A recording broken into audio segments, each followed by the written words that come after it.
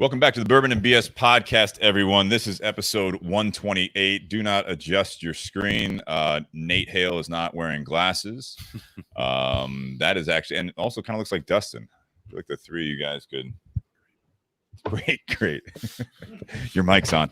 I want to welcome Jonathan Herring to the garage here. Jonathan's been on before. We said, what, 3 times before? Yeah. So this is going to be your 4th episode, this time with a new guest. You brought your third, not least, but third brand ambassador. Oh, yeah, he's definitely the coolest. Definitely the coolest one. I want to thank our sponsors tonight, Tinderbox at Easton, for kind of setting this all up. The Cohiba Royale is going to be the featured cigar, and we are happy to have that. That is a brand new release. We're going to talk about that with our special guest. And then also we have the Cohiba Connecticut, correct, for a follow-up? Yes, sir. I want to thank Altadis USA. Normally they give the second cigar of the night, but since we have such great guests on tonight, we are doing all Cohiba, so I'm happy about that. And, yeah, so thank you, Altadis. Thank you, Josh Bentley, and also Paul Waller. And then also BS Cigar Company for the Gold and Silver. Those are available right now, and definitely check those out. Check them out either at the Tinderbox at Easton, our other sponsor, or bscigarcompany@gmail.com or on Facebook or Instagram, all that good stuff. But check them out. We're happy to have them be a part of this. There's always a gold or two or a silver somewhere around the garage here in the audience. So without further ado, I want to bring on Sean Williams from Cohiba Cigars. Sean, welcome to the program. Thanks for having me, guys. How's everybody doing? Oh, we're good. Doing well. I'm about to light up your new release here. I'm about to relight my new release. Relight. You guys have to catch up, yeah. Sean, you're with Cohiba Cigars. Jonathan's with General Cigars, who represents Cohiba. Sean, how long have you been with Cohiba? This past May 3 years. So wow, 3 years in a couple of months. Okay. So he's got 2 months on me. 2 months on you. Yeah. And we'll get into a little bit of your background, but you've been in the cigar world for, I want to say, let me guess here. I think I know this, about 14, 15 years officially. Yeah. 2006? Yeah. I launched my brand in 2006. Yeah. In 2005, I started the Atlanta Cigar Society. So that was sort of my first role in the cigar world outside of being a consumer. So all in a decade and a half. Decade and a half. That's a long time. You're telling me, man. I had hair then, and it was dark. Yeah, who are you talking to there? Yeah. But yeah, so this Cohiba Royale, we're also sipping on for you guys out there. 4 Roses single barrel, which we've done 4 Roses products before. This is a single barrel, and this was your suggestion, Sean? Yeah. Well, we're talking to Jonathan, with Jonathan about coming on, and he's asking sort of what bourbon would I like to sort of feature, and I hadn't really thought much about it, and I kind of want to go back to one of sort of my earliest favorites when I got into bourbons a few years ago, and it's been 4 Roses single barrel has been sort of a staple that I've always had as a part of my my bar. You know, a lot of things come in and out, but that's always been there, and one of the few distilleries I actually visited, and just have always liked it. So it's always here. Yeah, 4 Roses Distillery is absolutely beautiful. Mm-hmm. Absolutely beautiful. Yeah, I love it. I mean, I've been several times. Yeah, and the last time I was under construction, so we just got to go straight to the tasting, which it was my bachelor party, so the guys were not mad about that. Yeah, but I enjoyed the tour side and all that stuff. So yeah, it was. So were there like ladies jumping out of barrels or something? How's that work? No, it's just us guys. That was later. Hey, wife, that's watching. So good to see you on. I was actually there around the same time. Have you been there, Sean? 4 Roses? Yeah, it's I've only been to 2 distilleries actually, Beam and 4 Roses. 4 Roses, yeah. I was thinking about it when we were setting all this up, talking about 4 Roses and everything like that. I definitely want to get back down there. I mean, I see some people posting some barrel picks going on from other organizations, but I would definitely want to get back down there when things open back up a little bit, because from where we're at in Columbus, Ohio, it's an easy drive. It's a very easy drive to get down there. And from Southern Kentucky, it's very easily as well. Yeah, you can get there, no problem. Yeah. Well, I want to talk, just because we're lucky enough to have you on here, let's talk about the Cohiba here first. Okay. You've been there 3 years. Cohiba is known for, and I'm not going to step on your toes here. You can kind of give us the rundown of Cohiba for you, but Cohiba, as we all know, working in, like, I work on the retail side of it mostly, and Cohiba is always one of those things where you have people coming into the cigar shop mainly, and they're like, "Hey, do you have any Cubans? Hey, do you have any Cohibas?" And that's like the go-to every time. And then you almost have to like lay out a brief education on the difference of the two, even though it's the same name, a little bit of the history of Cohiba, the brand name in Cuba, as well as in DR. And people are usually pretty shocked to know that Cohiba, as a brand name that you are a part of, has been around as long as it has. Yeah. Yeah.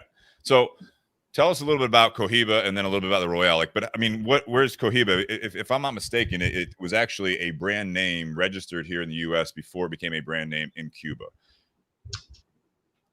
To be honest, and I'm not being coy, I'm not absolutely sure about that. Yeah, no, that's fine. But to the larger point, it certainly wasn't a brand name that was around during the embargo period in '62, when all of the other Cuban legacy brands that people were accustomed to Romeo, Monte Cristo, Trinidad, Hoya, and so forth, when those were subject to the Cuban embargo. Right. And then subsequently, you started seeing domestically available versions of those. So Cohiba as a U.S. entity was sort of late to the party as it relates to that. But I'm not absolutely sure legalistically which trademark was done first. I think that'd be something fun to find out, because I've read a little bit of both sides. The one I read about with the Cohiba side on the Cuban side was that it was more or less a private brand for Fidel. And it was something that he was doing, and he would hand out to diplomats. He'd hand out to everything else. You guys came around, and I'm not trying to put you on the spot, but I think it was around the 80s or so that it became a brand. I may be mistaken, but I know that. So the points that you mentioned are correct. As I understand it, it was sort of a private, sort of held close to the vest blend for Fidel. Yeah. And certainly as it relates to the U.S. footprint, the intellectual property and trademarking came into place in the late 80s. That's correct. Now, with that being said, again, I don't know what the timelines are from an intellectual property standpoint for Cuba. Nate's already got it. So Nate's kind of the producer here. There you go. Yeah, go ahead, get on the microphone with that, because I kind of want to see, and I don't know is this off of Wikipedia, because if it is, he's nodding. So we don't know. That's the problem with this, especially when you're dealing with Cuba. I feel like, and Fidel Castro, I feel like there's a little bit of not crystal clear type of history going on all the time. It says the Cuban brand was established in 1966. Garbage. And then the U.S. Was registered in 1978. 1978. Oh, wow. Find out when Cohiba first actually hit the market, though, not the Cohiba name for Fidel. That's what I want to find out. I've heard the 78 number before, because I use that in my cigar trivia. I want to say it was 80s for the Cohiba through Habano's SA. Yeah, that's what I'm saying. Okay. Anyways, we don't have to stay on that. Sorry, Sean. That's just a professional curiosity right there. But bottom line is, it's always interesting to have that conversation. All of the stuff that we're bantering back and forth over now sort of leads to the mystique about Cohiba. And a lot of I'm sort of like you. I'm surprised that I'm doing events and someone will walk in, they'll see a table full of Cohiba, and this is people who've been in cigar shops before, and they look over and it's like, wow, you can buy those here in America now. I'm thinking, wow, really? Yep. So there's one or two ways you can take that. You can take it like, are you an idiot? You've been under a rock, or you can say, hey, well, this is an opportunity for me to evangelize to somebody. I'd go with the second one. Yeah. And okay, I take it as an opportunity. It really is. It's an opportunity. Like as prominent and as iconic as the Cohiba name is, there are still people out there, specifically in the U.S. market, who hasn't had a chance to experience a red dot. So I look at that as an opportunity. It's great. Yeah. The red dot too, for those that are big fans of red dot, that's another thing that you guys have gone through something big with Cohiba recently, is we have the Connecticut on the table here. That was kind of the first public step. I know you guys have been working on it, I'm sure, and you've had a big hand in that, but where it's a bit of bringing it into a different, I don't want to say a different caliber lifestyle brand, but it's just the look of it. You guys updated this. The typical red dot was very, very subdued, very basic, which I can appreciate to a point. But then you saw a lot of the, not to stay on the whole Cuban thing, but you saw a lot of the Cuban brands starting to really up their bands, and you see the American market upping the bands, and you're like, okay, simple works, but sometimes, I mean, what was the thought process, I guess, starting with the Connecticut on the market? Now the red dot is actually a red band. And the Cohiba blue. And it actually says red dot. It says red dot on it, and it's a big red band on it now instead of that kind of the tan. And I'm sure the UGA fan sitting to your left loves that, right? The red and no, black. you texted me when you were like at the meeting and they were coming up with that. You were like, you're gonna like the new Cohiba red dot. Yeah, I was like, yes, I do. Yeah. So the thought process behind it was sort of owning the moniker, so to speak. Obviously, the first experience or release of the red dot was the original Cameroon and the classic wood stain box with the sort of off-white or beige band with the textual Cohiba logo with the red dot. And it was a Cameroon blend, but just instinctively people just started referring to it as red dot, even after the Cohiba Black was released, or the Nicaragua, or the Diamante, or the Extra Vigoroso, and all the things that were released after that. They still sort of referred to that original release as the red dot, even though the entire portfolio is red dot. So as we started, looking to put some symmetry and a more cohesive theme around the packaging, what would we refer to that original blend? Would we just call it Cameroon? I mean, I guess we could have done that, but why not sort of own the iconic tag that's associated with it? Okay, this is red dot. This is the OG. So this is the original blend that people took to back in the late '80s, early '90s. At this point, I guess 30 years ago. Yeah. So it's just kind of owning that tag, and also it kind of denotes the reference point for that cigar as it relates to when you see the new packaging on the shelves, red dot, Connecticut, black, blue, and so forth. We're just kind of owning that tag, No, I like it.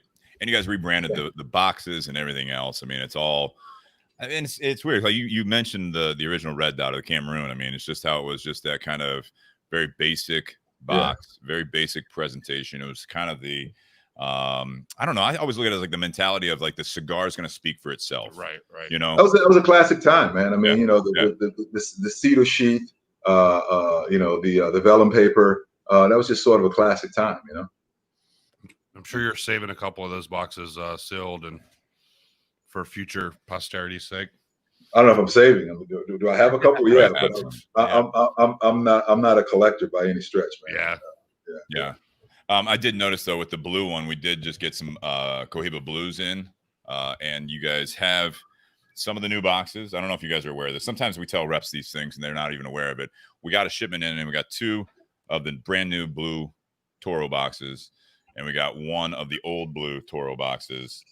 And we were going to try to get rid of the original blue bands. We open up the box and there's the new band on it. We're like, son of a bitch.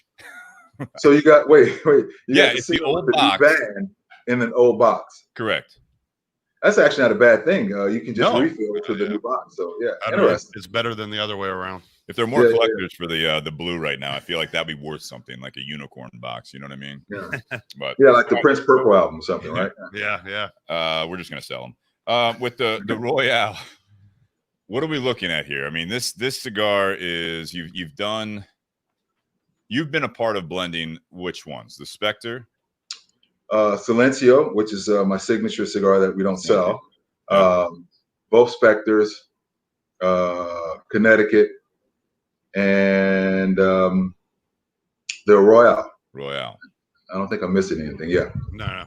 Well, in 3.5 years, or whatever, 3 years, that's pretty good. You're on a good pace. We've been busy. I would say so. So talk to us about the Royale. I mean, you're looking at a darker wrapper. You got this beautiful packaging. I want to talk to you about the box, but let's talk about the cigar first. So there were a couple of inspirations around the Royale. obviously, the tinderbox in Columbus has a history with me as far as being a cigar maker in a prior life before Cohiba. That's right. Primarily, my profile's sort of anchored around Nicaraguan tobacco. And that's something that if there's one single thing from a profile standpoint that's been intentional with Cohiba is to introduce more Nicaraguan tobacco into the family. Yeah. And in doing that, I wanted to have something on the market. When you look at the ultra premium, space, something that offered a fuller body alternative to some of our, from a price point standpoint, there's some of our natural competitors that I don't need to mention, are for the most part known for milder medium cigars. But I wanted something that really kind of landed in that Nicaraguan fuller body profile space. Yeah. At that ultra premium, platform that also had balance, had some complexity, had some depth. And as far as the makeup, we got some easy inspirations from that. I mean, the very first cigar that I had a chance to tinker with Cohiba was a Silencio, which has a Nicaraguan jalapa wrapper. We revisited that wrapper for last year's Spectre. Based on the response and the reception that we got from both those cigars, it seemed like sort of a natural thing if we're going to plant our flag in this space as far as a super premium, fuller bodied Nicaraguan offering to go to the Jalapa Valley, a place where we have pretty ready supply of good wrapper. So we wanted to offer that wrapper in something that people can access more readily. Obviously Silencio is event only. It's my private blend. We don't sell it. Spectre was a one and done. So this is the opportunity really to experience that wrapper on something that you can buy consistently. And with that, we want to go deeper into that profile. So you have more Nicaraguan tobacco in the filler. You have Homastron Valley Honduran tobacco, which is just north of the Nicaraguan border. And of course, you got Piloto Cabano, which is in every Cohiba Red Dot, but in this instance, it is what makes up the binder.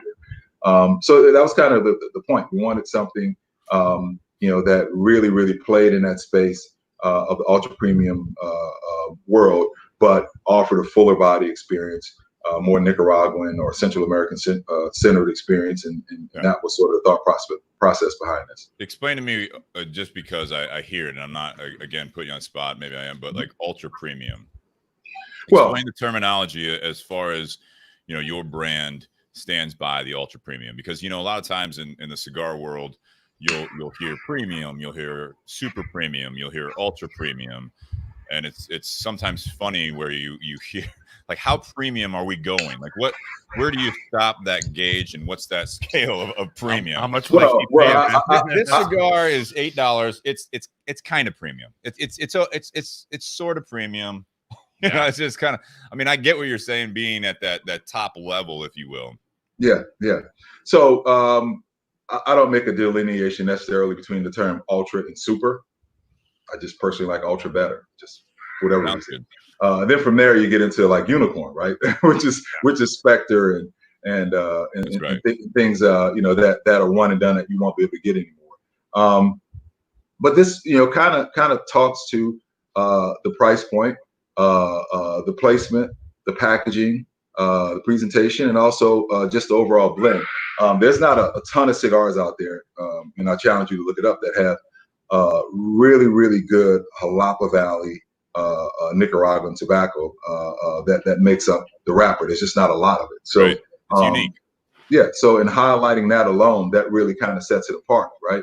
And then we typically use Piloto Cabano, which we have the best of the Piloto Cabano. We age it all in tercios, which is you guys are obviously intimately familiar with tobacco. You've seen bales that are typically in your normal sort of burlap potato sort of sack covering. Right. Our Piloto Cabano is actually aged in palm bark, so it ages a lot longer. It constantly feeds itself and enhances the flavor as it ages, and it doesn't lose as much strength over time. So there's just a lot more time and a lot more attention that goes into the aging of the tobacco. You couple that with the scarcity. Yeah. Yeah, you couple that with the scarcity of the Jalapa Valley Nicaraguan wrapper, and then once you marry that in with the packaging and the presentation. I mean, that's what I think constitutes this cigar being what we coin as ultra premium. Ultra premium. Like for me on the selling end of it, one thing, if a cigar is going to be in that $20 up price point or $100 Spectre, there's kind of two things I want to see out of the cigar. Generally, when I'm selling it, I want it to be unique. I want it to be very unique. I want it to taste like nothing else that you had, and just have some uniqueness to it because you're paying a little more for it. And the Spectres both had that in their own ways, and then the Royale has done that amazingly, I feel like. But it needs to be unique and it needs to burn really well, be super well constructed. And I feel like those are two things that, you hit on the head every time you come out with something, including the Cohiba Connecticut. And it's been good. That Cohiba Connecticut, it's really fun to sell. I'm sure you find it fun too, because when people are looking at, and they say, yeah, they smoke milder cigars, they smoke Connecticut shade cigars, they're coming in.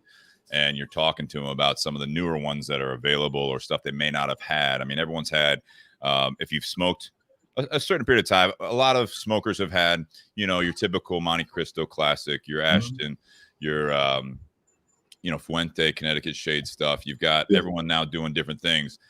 And then when I say, well, this is if I'm not mistaken, it's a 5-country blend.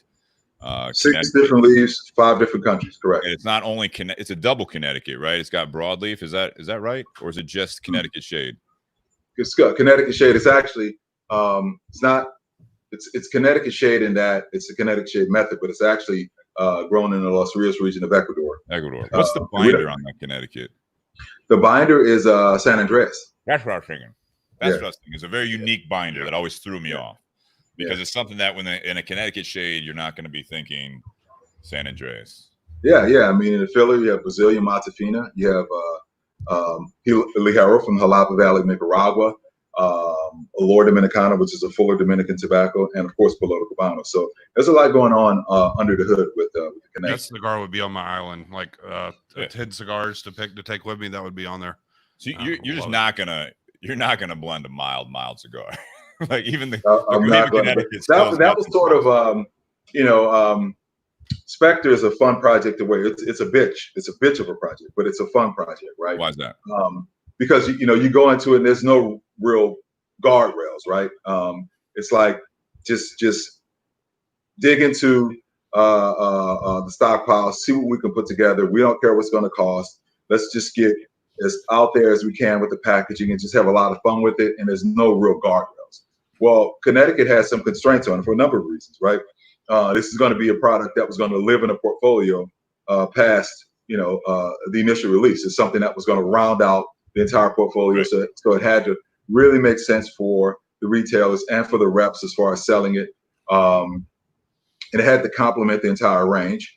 And also, the inherent pressure was that we never had a Connecticut shade cigar for Cohiba. So that alone kind of raised the bar, and we've seen companies before that weren't known for Connecticut shade cigars that put some out to some mixed reviews. Mm-hmm. So for me, do what? That's a very tough market. It's a tough market, right? That's a very tough market. It's a tough market. So and the people that you would think typically smoke Connecticut's are not necessarily real warm and fuzzy about spending $20+ on a Connecticut. Right. So there's a lot of things coming into play. So for us, it had to be something that that I could smoke, and I'm not necessarily a balls to the wall full body smoker. I don't mind smoking something mild. I go more for flavor and complexity. By the way, if it happens to be a full cigar, that's okay. Right. But I rarely smoke very mild cigars, so it had to be a Connecticut that had weight to it. But at the same time, it couldn't be off-putting for the person that is truly a mild cigar smoker. So there was a lot of balance that came into play with that, and we had to sort of retool a couple times in blending a cigar. So it was a tough cigar to put out, and because of that, probably the most rewarding project that I've had a chance to work on so far. You killed it, dude. You killed it. Yeah, I always look forward to smoking it because I am that market there. I'm not going to always spend $20 on a Connecticut cigar. I get it.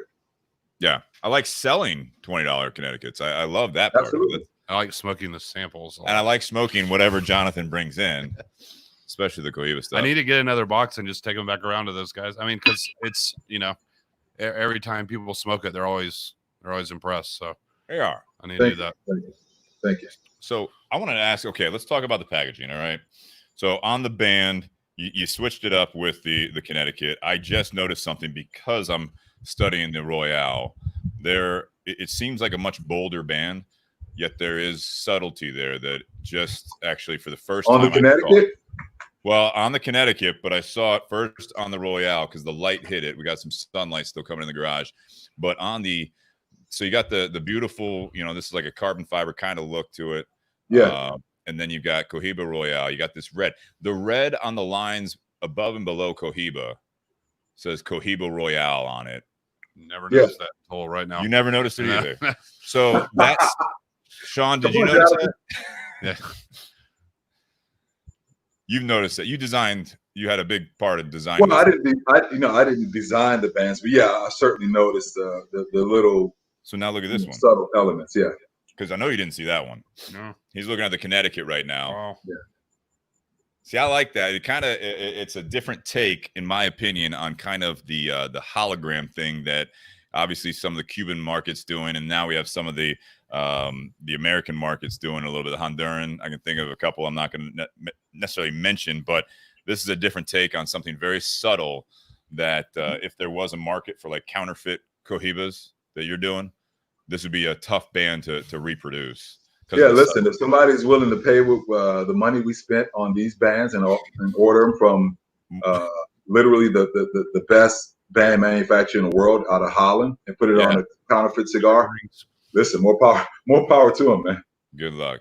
No, I thought that was cool. I mean, sometimes, and the fact that you didn't notice it, I'm not surprised because I haven't either, but I love the subtleties when you're looking at the band art, and when, especially like you said, when you're in that ultra premium, when you're doing all this marketing with a purpose, it's fun to be able to do stuff like that it might take you smoking 5, 6, 7 of these. And one time, like today, I noticed, I was like, what is that? And it's cool. It says Dominican Republic, if I'm not mistaken, on the Cohiba, Connecticut. Yeah. The box. All right. Get ready, Sean. Here's my thing. It's gorgeous. Okay. There's a but. No, yet. No but yet. So for the viewers, hang on. No, you just spoiled the surprise here. Oh, sorry. So when you look at a box this size, everyone, how many cigars do you think come in a box this size? 30 is what the audience is saying. It does not say 30. Yeah. There's 10 cigars in this box. For those that, let me see if put it in here. You have this whole display thing. Bridge. What do you call this? Bridge. A bridge. Yeah. It's got this whole bridge thing that I saw someone post. It's probably something you reposted.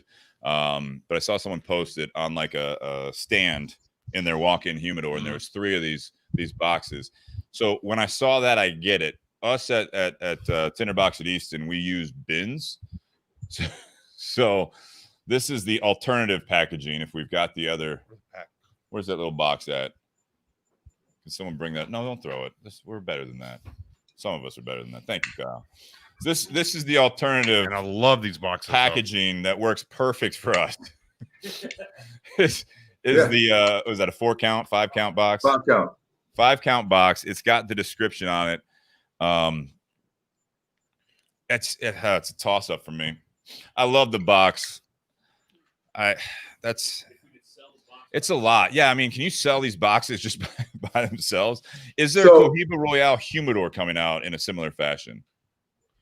Don't give us any ideas, right? So just a few little tidbits.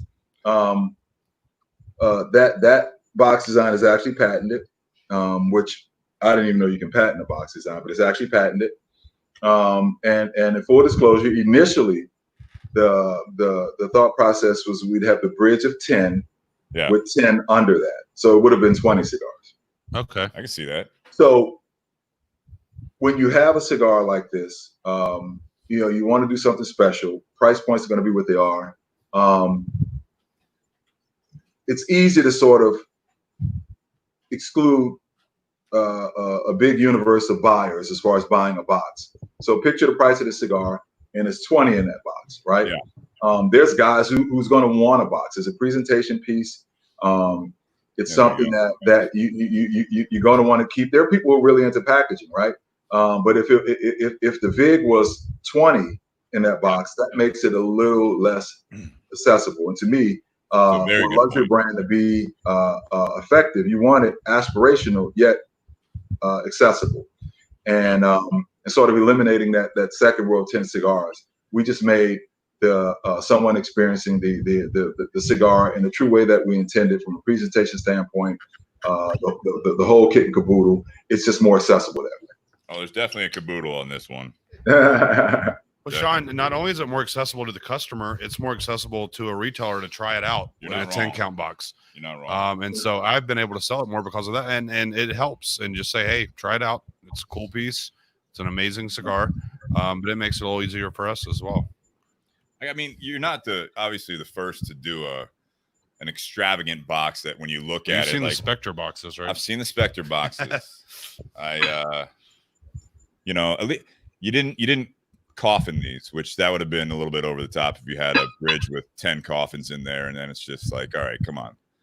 I like it. I'm not dogging it. I think the box is actually. But I get what you're saying. It's a lot of moving parts in space to house 10 cigars. Yeah. But I mean, the presentation is spectacular, and that's what we intended it to be. This is what I consider, but so that's the thing. In the market that Cohiba's in, it's kind of like the first time that, you know, when I got my car, my car that I drive, and you know, I unlocked it at nighttime and the handles lit up, and I just kind of looked at it. I was like, fucking really?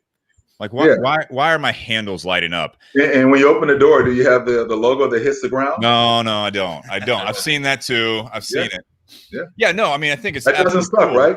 I showed it off for at least 3 months after I found out about this thing. Like every time at night, I'm like, hey, check out my car. You know, the lights start moving around. And surely you can find a door handle without it lighting up, right? Yeah, I think so. I think so. Generally get a pretty good feel for that. And if you can't find the door handle, you probably shouldn't be driving. Like bells and whistles, man. There's nothing wrong with that, you know? No, I know. That's what I'm saying. I'm not dogging it. I actually I do like the packaging, the marketing. Like I said, all the way down to that little detail on the band. I think it's fantastic. Are you happy with this product? Am I happy with it? Yeah. I'm ecstatic. Yeah, man. Good. Yeah. Well, sometimes more importantly, it seems like the consumers and the retailers are happy. That, you know, it's what nothing sucks worse than being happy on your own, right? Like, it's true. True. We mentioned Spectre a few times, and I don't know, like some people probably don't know what that is. Right, but it's Spectre. You know, I'll let the master do it. But like we got one thing that I thought was crazy about it from my side of things. First year we do it, we don't know like how it's gonna go. Like we have, you know, no one really has any idea. We're like, this is really cool, but is anyone interested? I think I have like 7 boxes for my territory because it was that limited. I had guys like fighting over it. All my retailers that were at the show were coming over. You like sold out of the show. Yeah. You sold out at the party before the show. Yes. Yeah. Guys were fighting over it, and they were coming over. You got my box still. You got my box. Don't give my box away. And then the next year, same kind of thing. It's fun as hell. But yeah, tell people about Spectre a little bit if you don't mind. Well, I mean, I could talk about the concept because obviously the cigar is different year to year. Yeah. The initial Spectre really came about. Well, I guess let me back up. The concept of just a super. We actually internally, like the first on board meeting I had with you know, the brass and the brand team with General. You know, I first took my first trip after signing my contract to go to Richmond. We just kind of talking about the sort of vision for the brand, you know, going out a few years.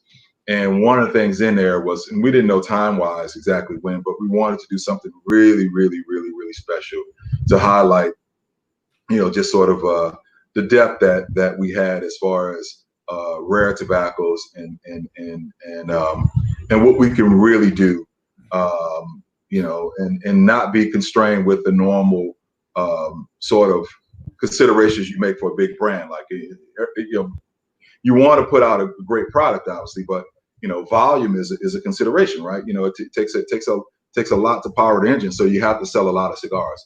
Well, this was counter to that. It was like, you know, something really, really super special. You know, have fun with it. Really, really, really get deep in the weeds as far as the tobacco and so forth. And it was just a concept. It was literally called a ghost cigar because there was no name for it, no real concept.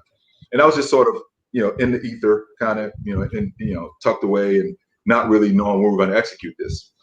Fast forward, I don't know, maybe a few weeks or a month after, whenever, when I first take the first trip down to the factory, I'm there, I don't know, 4 or 5 days.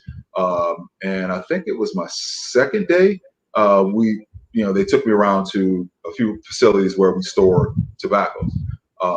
And we went out to a facility in Lisa, Dominican Republic, which we've since shut down and moved all that inventory. But I'm there just walking around with Don Kiko, who's our you know, lead tobacco guy there. Incredible tobacco grower. And I see this bale of tobacco, just a long bale of tobacco wrapped in tercios, which I had never actually, I'd heard of tercios, but I'd never seen it actually in action until I went to the General Cigar factories. So I see this one bale, it's aged in tercios, but man, this thing has like this serious patina on it. Like, it's visibly, I can tell it's old. So I asked Don Kiko, like, how old is this? And I was like, oh, it's Piloto Cubano. I was like, well, I can see that. I mean, you know, what year is it? Because I couldn't tell from the coating. He said, he looks and he's like, oh, it's 1995. I lost my shit. I'm like, what? Like, why are we not using this? And it's like one bale of tobacco. That's 20 you years geeked old. out. He looks at me and he thinks like, what are we going to do with one bale of tobacco? I was like, you have no idea. So when I got back to the factory later that day, I kind of teed this concept up with Jonas Diaz, who is you know, he is the master blender. And he doesn't honestly get a chance to really get into the nuts and bolts of making cigars as much anymore because he does so much other stuff. But between him and Yuri Guillen and the Bell Cruz, we kind of kicked this concept around. They didn't really know about you know, at home office, this sort of thought process for this ghost cigar, as they called it. But once I explained it to them, they're like, well, yeah, well, if they want to do something like that, we can certainly use this tobacco from that. And that started this process, right? And from there, I mean, they got tobacco from, you know, different parts of our web, so to speak. I mean, with, you know, a couple of years of Esteli Nicaraguan tobacco, which was sherry barrel aged. A couple of bales of tobacco from Olancho San Agustin, which is a farm that we'd stopped growing tobacco. So this was sort of, you know, older reserve stock. And then the search was on for the wrapper. And actually it didn't really get super exotic with the wrapper based on the tobaccos we were going to have and the platform as far as the size of the cigar. We didn't have as, you know, ideally you'd think we would use a Cameroon since that's something we're known for, but this was a 7x54. So we really needed a wrapper that would really encapsulate this blend, let it shine through. So we landed on this beautiful 5-year Sumatra wrapper, and the vein, profiles in it was just amazing. And you know, it was a team effort. Everybody just had fun making it, and they really just got giddy behind it. Just like I did. So that's what kind of started. And then, you know, last year was sort of the same thing with the 13-year-old Jalapa Valley tobacco from 2006 that sort of was a centerpiece of the filler, and the 5-year-old Montefina and the Jalapa wrapper. So each year now it's just kind of like putting together all of these rare, cool tobaccos that we have to come out with these one-offs. And last year we were actually able to make less than we made the year before based on what we had. So that's always kind of the thing. But it's never a price issue. It's never, a creative issue. It's just like have fun with it. Make a cigar that you can geek out, really enjoy smoking, and let's have fun with the packaging and you know, let the market decide, you know, what they feel about it. So far, one this year. Yeah. Well, we have a blend, and we have I think you saw a sneak peek of the packaging, right, Jonathan? Yeah. So the packaging is very ambitious, to be honest. So we're tweaking some things on that. And then based on the current climate, we're not sure, to be honest, if we're going to release it this year. But that first year, that was probably the best cigar I've ever had. Wow. Oh God, I love it. Yeah. So my friend's getting married. Jesse's getting married in a few weeks, and I've saved one. I'm bringing him one to the wedding. Cool. So yeah. So I mean, that's the kind of cigar it is to me. Like, it's a special cigar. So. Oh yeah. Here's the follow up of that whole thing. So you got Nate here, and he says it's crazy that they're sitting on tobacco like that. Like that's the question I would have had back to them when they're like, well, "What are you going to do with a bale of tobacco? You know, one bale from 1995?" And you're like, "Well, obviously you haven't come up with it yet because it's not even that. I mean, Piloto Cubano is something that's widely used, you know, throughout the portfolio. So it's just why this one bale. I have no idea, and it wasn't. Certainly was nothing wrong with it. But it's just, I mean, listen, we literally have Cameroon wrapper from 1989. Like as 1989, you said. As I speak now, and when I figure out what to do with that, I think he might be. Maybe they don't make enough red dots. Yeah. Wow. Okay. Yeah, I mean, you got to understand, man. I mean, General Cigar. Coming from the boutique world, the knock was like, oh, it's the big, ivory tower, the behemoth, and blah blah blah. So maybe there's some knocks, that people could have had, maybe as related to sort of creativity or what they saw as a lack thereof. But the big upside to that is having access to raw materials that I could only have dreamed about. Yeah. Which is why you geeked out when you saw and you found out this from 1985. Yeah. It's fun. I've had a couple of guys go down to the factory and tell me those things. They've just looked at the little tags on there and been like, shit, this is some old tobacco. This is crazy. I mean, I walked into the first tobacco facility I walked into the very first time I went down. It was like a small, not even small, like picture a basketball, a high school basketball gym, just stacked to the rafters with tobacco. It's just it's amazing. It's amazing. Was that with Cohiba? Was that with when you first went down there in the 2000s? Well, I mean, no. When I first went down with Cohiba, that's the only time I'd ever gone to General Cigars facilities in any way. Yeah. So yeah. So Sean, what's the big? I'm sorry, I'm like go ahead. Here. No, I always have questions for you. You're yeah, fine. It's always interesting. So when you had your own brand, like you're starting from scratch with the cigars, like you're just coming in, you're creating from scratch, blending, doing everything from start to finish. With General, you got like a whole team working on all this stuff and everything. Yeah. How was that adjustment? Like, how different is that? It's different in that. I mean, even with my own brand. I mean, yeah, it was solely up to me whether to green light something or kill something. But even with that, I mean, I worked collaboratively with people at every factory I worked with. Right. And some of the joint stuff I did myself and Willie. We go way back. Eddie Ortega. And then I worked at different factories. And initially, I didn't really design it so that it was a learning experience. I just kind of wanted to make sure I didn't get pigeonholed with any one profile. Yeah. So I thought it was important to work with it because you could take the exact same tobacco, the exact same blend, whatever, and it's going to taste different from different factories just by the way people process and treat tobacco. Absolutely. So I saw it as important for me to make sure I did stuff with different factories just so I didn't have cigars that tasted the same. But what a byproduct of that is that I learned different processes at different factories. So I didn't have a problem working collaboratively. I look forward to learning different tweaks and different nuances and different little tricks from factory to factory. So that's only magnified when I go over to General Cigar and I get to learn from people like Jonas Diaz and Yuri Guillen and people of that nature and work with them on a project. And if you guys can go back to my social media feed, you kind of see when we sit around the blending table. I kind of like it because you get sort of an instant panel there. We'll go through the fumas, the individual tobaccos, and kind of give our thoughts on those individual tobaccos as it relates to the characteristics and so forth. Then we'll put a blend together, and you get you get it immediately. It's not like if it's only a couple people and you're kind of on the fence, you don't really know. No, there's three of us leading the process as far as blending, but then there's going to be a dozen or so people that's going to smoke it immediately, and they're going to be like, "This is terrible."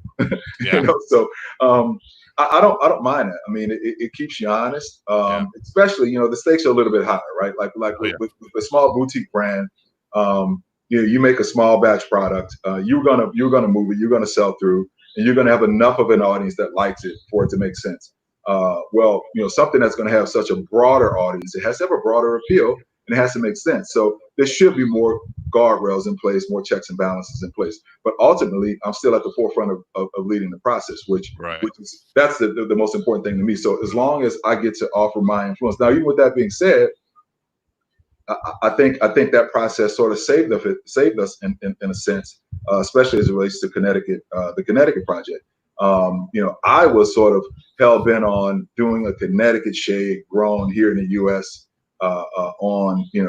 In Connecticut, kind of old school and so forth, and ultimately it was trying to force a square block into a round hole, and in listening to the feedback from everybody involved was like, what, let's try this wrapper from Ecuador, and we landed on a winner. So that's an important process, and I welcome it because I learn. I mean, I'm always learning. I immerse myself in the process at every level, and I learn at every level, and I enjoy that. Yeah. What's the goal here as far as you get into it? Because I'm always curious, especially someone like yourself. And we'll get into a little bit, I think, more of your history in part two. But I mean, you get in here 3 years ago or so, and you've already knocked out two highly limited cigars that have very aged tobacco. You get basically all the toys to play with at this point. And then you have the Connecticut. You did not do the blue. That was before you. Is that correct? The blue actually came online literally July before I started. As you were starting. So you were promoting it, but you didn't have your hands on that blend per se. Which I also like the idea behind that project for Cohiba. I love having that in your portfolio. It's fantastic. That's the way. Yeah. If anyone doesn't know, the blue is in my opinion medium bodied, and it is a lower price point for what you would consider a cigar that has the Cohiba brand name on it, and it fits in the portfolio very nicely in my opinion, and it smokes consistently with the brand, which is probably the most phenomenal part of it. Shout out to the new blue pequeños. They're fantastic as well. Yeah. We just came out with those, man, and people are loving them. Yeah, man. I like I'm not a big pequeño guy, but I like that blue pequeño. Yeah, too. I like that probably rivaled up there with the cigar. Like, I mean, I'm not a big pequeño guy either, but I mean, oh, that's good. This is good. I've always liked the pequeños, which is that smaller size 6-pack. I love that in the black. I've always thought it was a solid smoke. It's coming from the cold weather guys. That's right. Yeah. God cold right. now. It's not cold right now. But no, so what I was getting at is that now you got the Royale out. You talked about working on a third Spectre. I mean, where are we seeing this going? Not to give away any trade secrets or anything like that, but I mean, when you came in, I feel like Cohiba overall, from a cigar smoker standpoint, and I've got a couple questions here about, like, say, the red dot stuff. I feel like it was the red dot. You had the black, and then it kind of slowed down. And now that you are sitting here, kind of the face of Cohiba, it's the gas pedals down, and that brand is consistently growing. I mean, are you going to try to keep that pace? Or are you thinking that there's going to be 10 regular production blends? I mean, is there a goal in sight, or is it just to round out the portfolio, do some small batches, do some limited, and to keep complementing it on stuff that it's fun to get your hands on? Yeah. So if it makes sense to add something to the regular production range, then we will. But I think we feel like we're in a good place now, especially with the last two regular production projects being the Connecticut and the Royale. Then you have the blue as far as the entry-level product.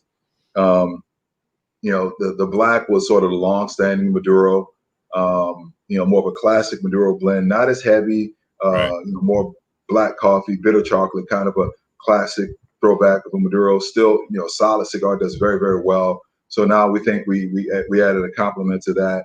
with the Royale. That's something a little bit notch up in complexity and also in body. We have the Nicaragua, which is in a squirrel wrapper. So that's something that plays a little bit more in the full body space as well. So I think overall, as far as the regular range of products, I think we have a good mix. So we're going to have some fun, in particular next year with more sort of limited special release, more boutique type projects, which I'm really excited about. And just you have to make sure that you find opportunities to innovate within the brand. But at the same time, I mean, there's only so much we can ask you as retailers to absorb as something that's going to live on the shelves in perpetuity, right? Yeah, you can't water it down. Yeah, as at some point it's going to cannibalize something, right?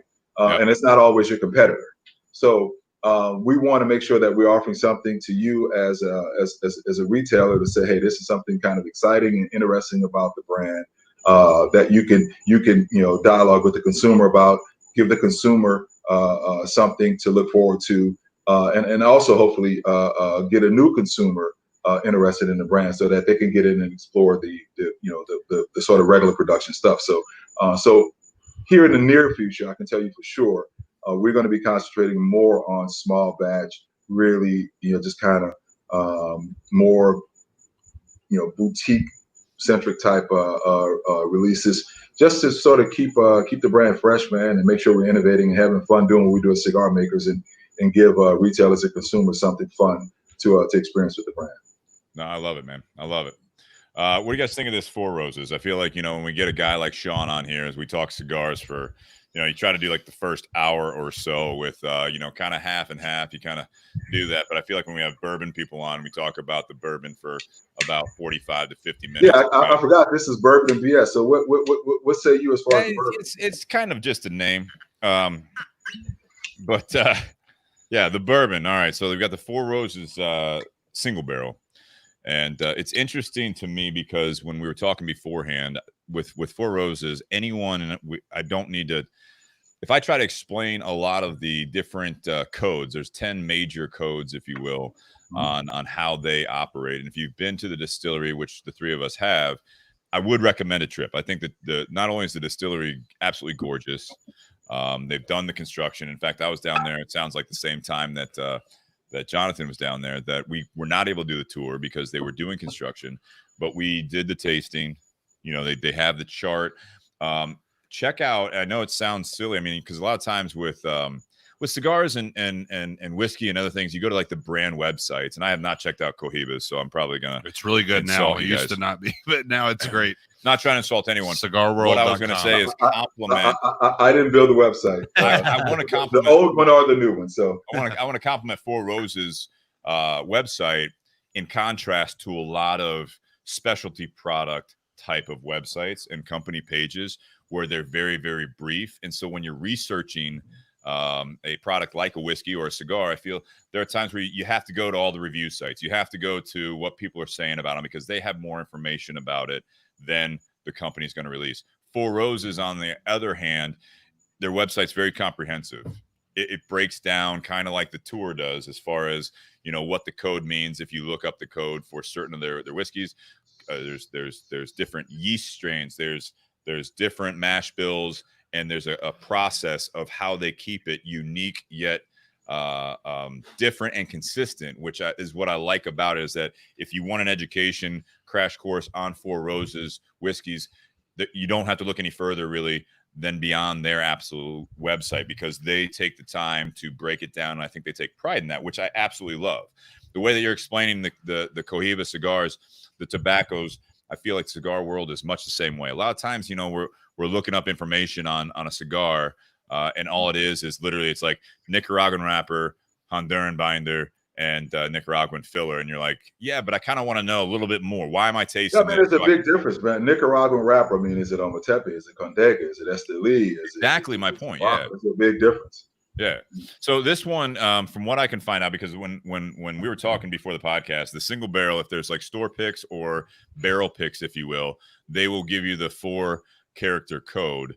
And with this, all I could find is that the normal single barrel is what they consider the OBSV code.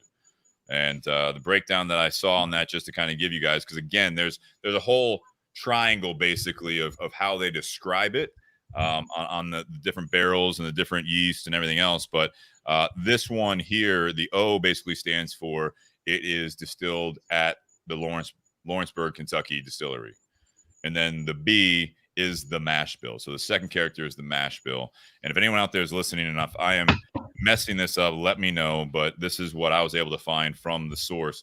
So you got 60% corn, 5% malted barley, and the rest of it is going to be rye. So it's a high rye content for a bourbon whiskey. The S basically stands for straight bourbon, minimum 2 years aged. So they're a little vague on that one, but that is what they're doing here. And then the V is the yeast strain, and that's this particular yeast. I'm not going to say because they do give a description of what you typically get from it, but I wanted to hear from you guys since we just talked about the cigar in great detail, and we'll get to right after this kind of how we rate the cigar, the whiskey, and the pairing. But I mean, Sean, since you're the cigar expert on this, because Jonathan definitely isn't, and I'm just a hobby smoker. What do you think of this whiskey? Because I'd love to get your take on this as we're getting into this whiskey as we're an hour in now. I love it. I mean, I don't know if it's anything that's super exotic, to be honest. And I drink bourbon almost exclusively, so I don't know if I'm a good barometer for how it juxtaposes itself with scotches or other whiskeys that are not classified as bourbons and so forth. But I sort of gravitate to bourbons, for one of the reasons you just mentioned. This is 60% corn, and when I got into whiskeys, years ago, I gravitated to bourbons because obviously bourbons have to have better than 50% corn in the mash, so they're inherently sweeter. So that's one of the things that attract. And rums are a little too sweet for me, right? And I like a little heat. I don't like anything super high proof, but I like a little heat. So bourbons was just sort of a nice place to land. And overall, to me, Four Roses Single Barrel, Elijah Craig, Colonel Taylor, those are ones that are always in a mix because they're not super hot. They have some of the things I like, in particular with the Four Roses.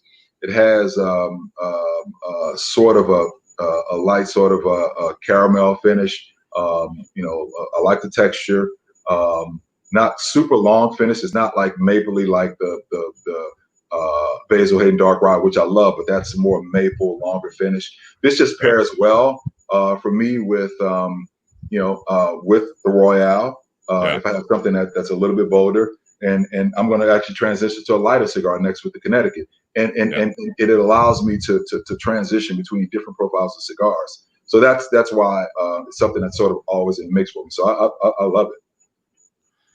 So for me, Jonathan, I'm enjoying it. And when I was at the distillery, I definitely preferred small batch over the single barrel, which now though I'm really liking the single barrel. I'm kind of getting into it.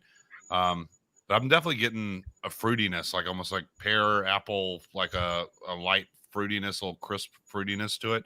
I'm not getting a lot of caramel. I usually pick that up in a lot of different bourbons, but I'm not getting much caramel to it at all. But yeah, I am getting just kind of like a light fruit with a good bit of spice. Jonathan, I have a superior palate, so that's okay. Yeah, there's no question. Sean proclaimed. I'm joking. Listen, in every way except I'm just amazed at some of the things, even with cigars, that people pick up, and I'm thinking, I'm not getting that. So it's totally subjective. I get it. No, I'm superior. Sean is superior in every way except which college football team he roots for. Yeah. So, which is I don't know about that. Shout out. How many national championships are we sitting on? Let's not have that discussion now. Sean, what's your team? Okay. Hang on, what's your team, Sean? Well, so I played for Grambling State University, so that's my team. Yeah. But if you live in Louisiana, as far as the national team that's going to contend, it's LSU. It's pretty easy. There it is. We don't have those in-state rivalries like here is Georgia and Georgia Tech. I don't know that's it's Georgia, Florida, really. Yeah. But Alabama, you got Auburn or Alabama. Michigan, you got Michigan State or University. We don't have that in Louisiana. if you're supporting the state team, it's LSU. So in Ohio, you just make it up and you just say, all right, we don't have any other competitors for OSU here, and so they just pick another team in another state too. So they do, yeah, it's big for us. I went to Miami University, and so we don't really have a team since we lost Ben Roethlisberger. So it's been a while. Well, when you say Miami, Miami, Ohio, but I immediately think about Ron Harper, man. Ron Harper, I saw him play in an alumni game. I'm a big Bulls fan, yeah. So it was cool. He came back and played in an fat Ron Harper. Or? No, he was still. It was like, all right, I'm not. He got a little chunky. He still wiped the floor, right? It's still Ron Harper, amazing player, dude. You're talking about one of the most underrated two guards. Oh yeah, no question. Yeah, I was just watching again some of the Last Dance. And that documentary is fantastic. And I saw him pop up, and I'm like, oh man, I missed that. And it reminded me of the fact I forget what year I went to Miami in Ohio from '98 to 2002. So I forget what year it was, but it was not that far after all of that was happening. So yeah, he was fine on the court. He did all right. So yeah, with this whiskey, it's funny you say fruit because that is actually one of the things, and they kind of pinpointed it to the yeast part of it and it's interesting that with the yeast they have. So for this, you basically have like the two mash bills, E and B. This is the B, which we talked about. The E that they use is 75% corn. So it would be probably a little sweeter typically when you're using that. Then you have, I think it's five different yeast strands. So V, according to them, and it's funny because they say it's got a creamy flavor. I would agree on that. It's got a little bit of creaminess to it. A hint of fruit, which is probably what you're getting at, Jonathan. And what fruit? Give me a fruit. Is it apricot? I mean, is it plum? What fruit? You can't just say fruit. That's like saying it's like a plum or anything like that. Sometimes we talk about the dark fruits and stuff like that. I think it's definitely a little bit lighter for me. That's why I said like pear, apple, like just like a light sweetness from it. You tell me with your superior palate. I guess I picked up the creaminess and with caramel. I don't know. I get some spice from it as well. Oh yeah. I do get a little bit of spice, and I kind of describe that as heat, but I like that. Yeah. See, and I think heat. Well, this is. I mean, it is what 100. So this is 100. So I think you're going to get a little heat from it normally, but I get more of a nice food spice. What do you guys think? I mean, you think? Yeah, I get a little cinnamon from it. What kind of comments are you getting? I guess they would have to be drinking it now to kind of know, though. So they're not drinking this. So we basically have some of our audience here. So if you guys want to grab the mic, if you guys want to chime in here, what you guys are getting from this, and then we'll do the ratings here. Because not everyone has this. I mean, Nate asked on the feed, do you prefer single barrel or small batch, and why? I've always preferred small batch. That's usually one that I have sitting on my shelf is the Four Roses small batch, which is here in Ohio. It's going to be about $8 less a bottle, and it's the thing I like about Four Roses, especially in Ohio. It's very budget friendly as far as good bottles, knowing what you're going to get. I don't normally have a Four Roses, just the basic yellow label at my house, but I do have small batch and occasionally I have single barrel. I don't do the yellow label, but I mean, I'll have that. That's for mixing to me, though. Yeah, exactly. But I think with the single barrel, I think I was actually, for years, I actually steered away from it because getting into bourbon, going to like bourbon hangouts or like meetups and people bringing bottles, that's what we were talking about before the podcast, is that I feel like I was always saying, okay, it depends on what barrel it is, what code it is. And sometimes I like it, sometimes I don't. Now learning this part of it, if that's the truth on this, is that they use the same code and the same product, trying to get as close as they can with a single barrel. I think I might go back to it a little bit more often. Yeah, me too. I mean, I was not a huge Four Roses guy, but I would go back to this. And at the distillery, it was funny because they talk about how, for a long time it wasn't sold in the U.S. They were Europe only. Yeah. So they like left, and I was watching a movie the other day, and it was like some movie set in like the 50s or 60s or something, maybe the 60s, and the guy was like, what's your well whiskey at the bar? And the guy was like, Four Roses. And he's like, I don't want that shit. And it was, I mean, it used to be just like a bottom of the line. Yeah. Rock gut whiskey. Yeah. Rock gut. Well, they did have that stint where it was like the white whiskey too. They left and then came back. It was repurchased, if you will, and then it was brought back into the Four Roses kind of heritage, and they brought back some of this. So my friend texted me and said, "There's no way you remember the tour we did." And I said, "Yes, I am actually remembering things from it." The guy that was at the bachelor party, he was like, "There's no way." And I'm remembering from the video we watched and what we learned. The video of you watching the video, or the fact that you were there? Yeah, videoed the video. Yeah, the stories here. Nate, what do you think of this here? For me, the spice that I get is more like a black pepper spice for me, but it dissipates very quickly. Like the heat that I get from it dissipates very, very quickly. It's got a sharp, crisp finish to it. Quick finish. It doesn't just sit there and linger. That's what Sean said, too. Yeah. And the last Four Roses product we had was actually the one Bobby Crow brought from Japan. The Japanese the Japanese version, exclusive. Yeah. Oh, wow. How was that? It was absolutely fantastic, especially for a $40 bottle. But that's what it is, because he went to Japan for 10 days for his birthday last year, and it's a Japanese company that owns Four Roses. Right, correct. That's when it kind of changed. Yeah, brought it back. Dustin, you want to chime in there, and then we'll do our ratings here. Yeah, so the white whiskey we're talking about, Steve, that they brought out was during the big boom where vodkas, gins, and tequilas were huge. Right. And it was Four Roses' quote attempt to try to tap back into that market, and it was a huge big cocktail era. Yeah, huge flop on their part. I get their point, but they took away all of the flavoring that was bourbon at the time. Yeah. Which was the point, to mix it just like a smooth vodka or tequila or something like that. Yeah. Right. With the single barrel, at least this one, I get a lot of that creaminess, smoothness, kind of velvety that comes from that higher corn content. The higher rye that's in this mash bill for the standard single barrel stands out with that spice. I don't know if it's more of a black pepper, but it's a little bit of that kind of cinnamon flavor. So it's a little bit of sweetness, not too much at all. The finish for me just stays right in my mouth. It just coats the entire thing and really spreads out, but dissipates fairly quick as well. Finish that we're talking about, I get just a small hint of fruit. I'm still trying to put my finger on it, but like Sean said, that I get a little bit more of an apricot kind of apricot, potato. I don't eat a lot of apricots. Peaches. Who says potato? Nobody. But I do get nobody. It's garbage. Right. But I do get just a slight like tangerine sweetness, a little over the top, but not too crazy. No bitterness with it at all. Like, when are you going to start a blog is my question. Well, we're doing the podcast, right? That's true. Okay. Fair. Yeah. It's kind of busy. Rival podcasts Wednesday nights. It's going to be recorded on the other side. On the other side of the garage. So we're live here. I heard cubicles are cheap now. All right. So the rating system, and I'm going to start with. I'm going to put it on Jonathan. Yeah, you. So I'm such a damn company man. So rate the. Let's start with the whiskey. See, out I'm of 10. Sean, we do basically out of 10. So end of part one. So out of 10, 10 being the highest.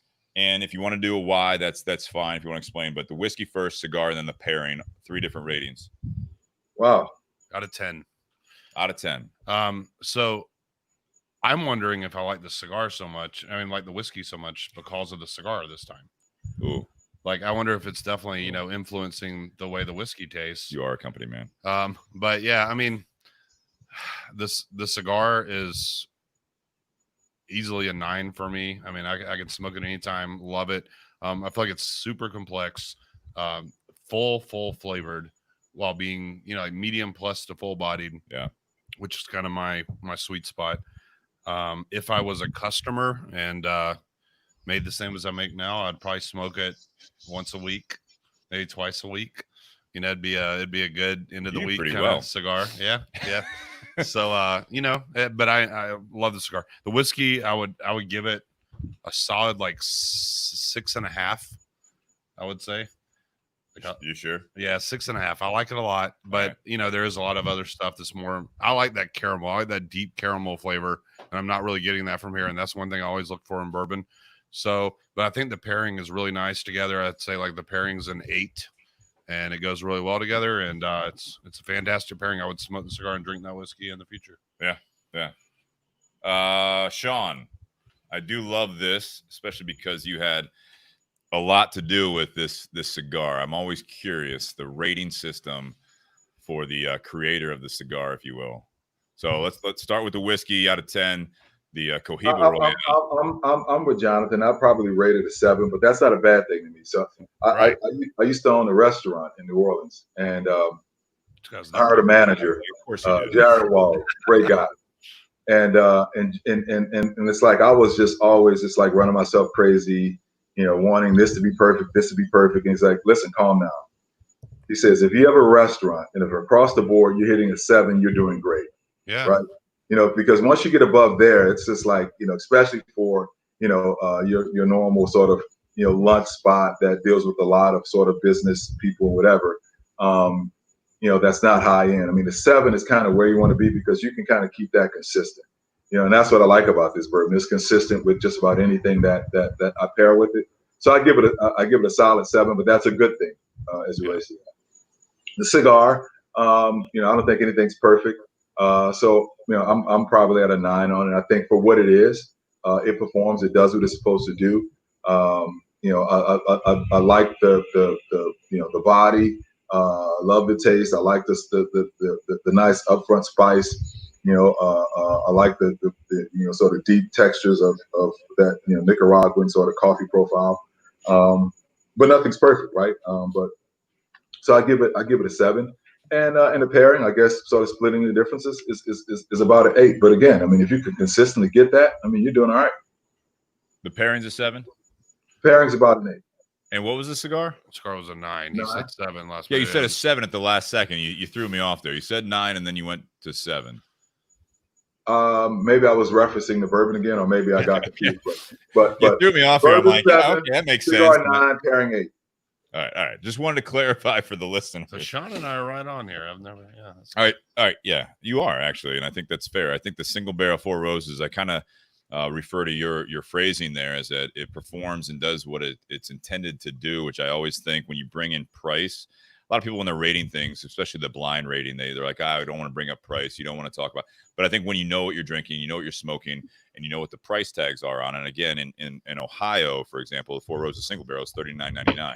So a $40 bottle. Right now, what you know of Four Roses, based on what we just had a brief conversation on, I'm going to give this Four Roses single barrel 7 to 8. I mean, it's for a $40 bottle of booze.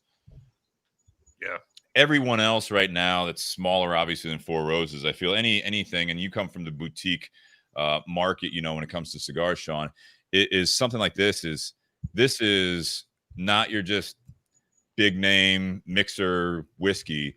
And for $40, at least in Ohio, which is a state regulated state liquor agency, the competition at $40, this is, I think this blows away a lot of the newcomers on the market. I think this is a consistent bottle. I think at $40, we were talking about, so Brian Joyce, who's the owner of the Tinderbox, he had a bottle of whiskey that he was drinking, and it was like $69 last night. He was sipping on it. He sent me a picture of it. He's like, have you had this? I said, yeah, we featured on the podcast. I'm not going to mention what it is. He said, do you know it's from Cleveland? It was Western Reserve. And I said, yeah. And he's like, man, it's really good. It reminds me of like some of the Willet products and all that stuff. I said, I think it is good. But for $70, it probably, not saying what it costs them and why it's $70, but when you come into the market and you're throwing up, $50 price tag for something that you don't know much about, it's got a celebrity behind it, or they're trying to do things differently. I think Four Roses single barrel coming in at $40. I'm after talking this out, I'm going to give it an 8 because I think it does. I think it performs. I think this is a bottle that you can go to and just clearly. We didn't really factor price in, but I usually do. But yeah, I always do. Point. Yeah. I'm going to do the same thing with the cigar. I'm going to give this cigar. I agree with the 9. I'm going to give it because if I was a customer, use your words on this one. Yeah. If I was a customer making what I make, I'm not going to be able to smoke this cigar 2-3 times a week. Don't eat one of those days. That's a fasting day. It's a fasting day. But I will say this: it's between an 8 and 9 for me, only because this on our shelf is, I don't know what the MSRP is. On our shelf for the Toro size, you're pushing $29, right? Okay. That's fair. So for a Cohiba, I expect that wholeheartedly. I think that there was confusion when the blue came out. What's the direction of the company coming? And then when you step in, hearing what you talked about tonight, Sean, I think that it explains that now I know why the blue is thrown in there, because I had an assumption, but a lot of people were like, okay, what's going on with Cohiba? They're going more budget. Well, I mean, friendly. every name a luxury brand. I'm not talking about cigars, but any luxury brand product that doesn't have an entry product, right? I agree completely. Yeah. I agree completely. Yeah. With the Royale, I love the fact that I'm smoking let's call it you're going to hate this, but let's call it a $30 cigar. And it's in my realm as far as I'm kind of tired of. I love the complexities of some of the mild to medium. You know, you throw Davidoffs, you throw some of the, even some of the Padrones, honestly. It's like, it's not that I'm tired of smoking those, but it's like at that $20, $30, $40 price point for a cigar. Yeah. It's refreshing for me to be able to smoke a cigar like this that is pushing medium to full body.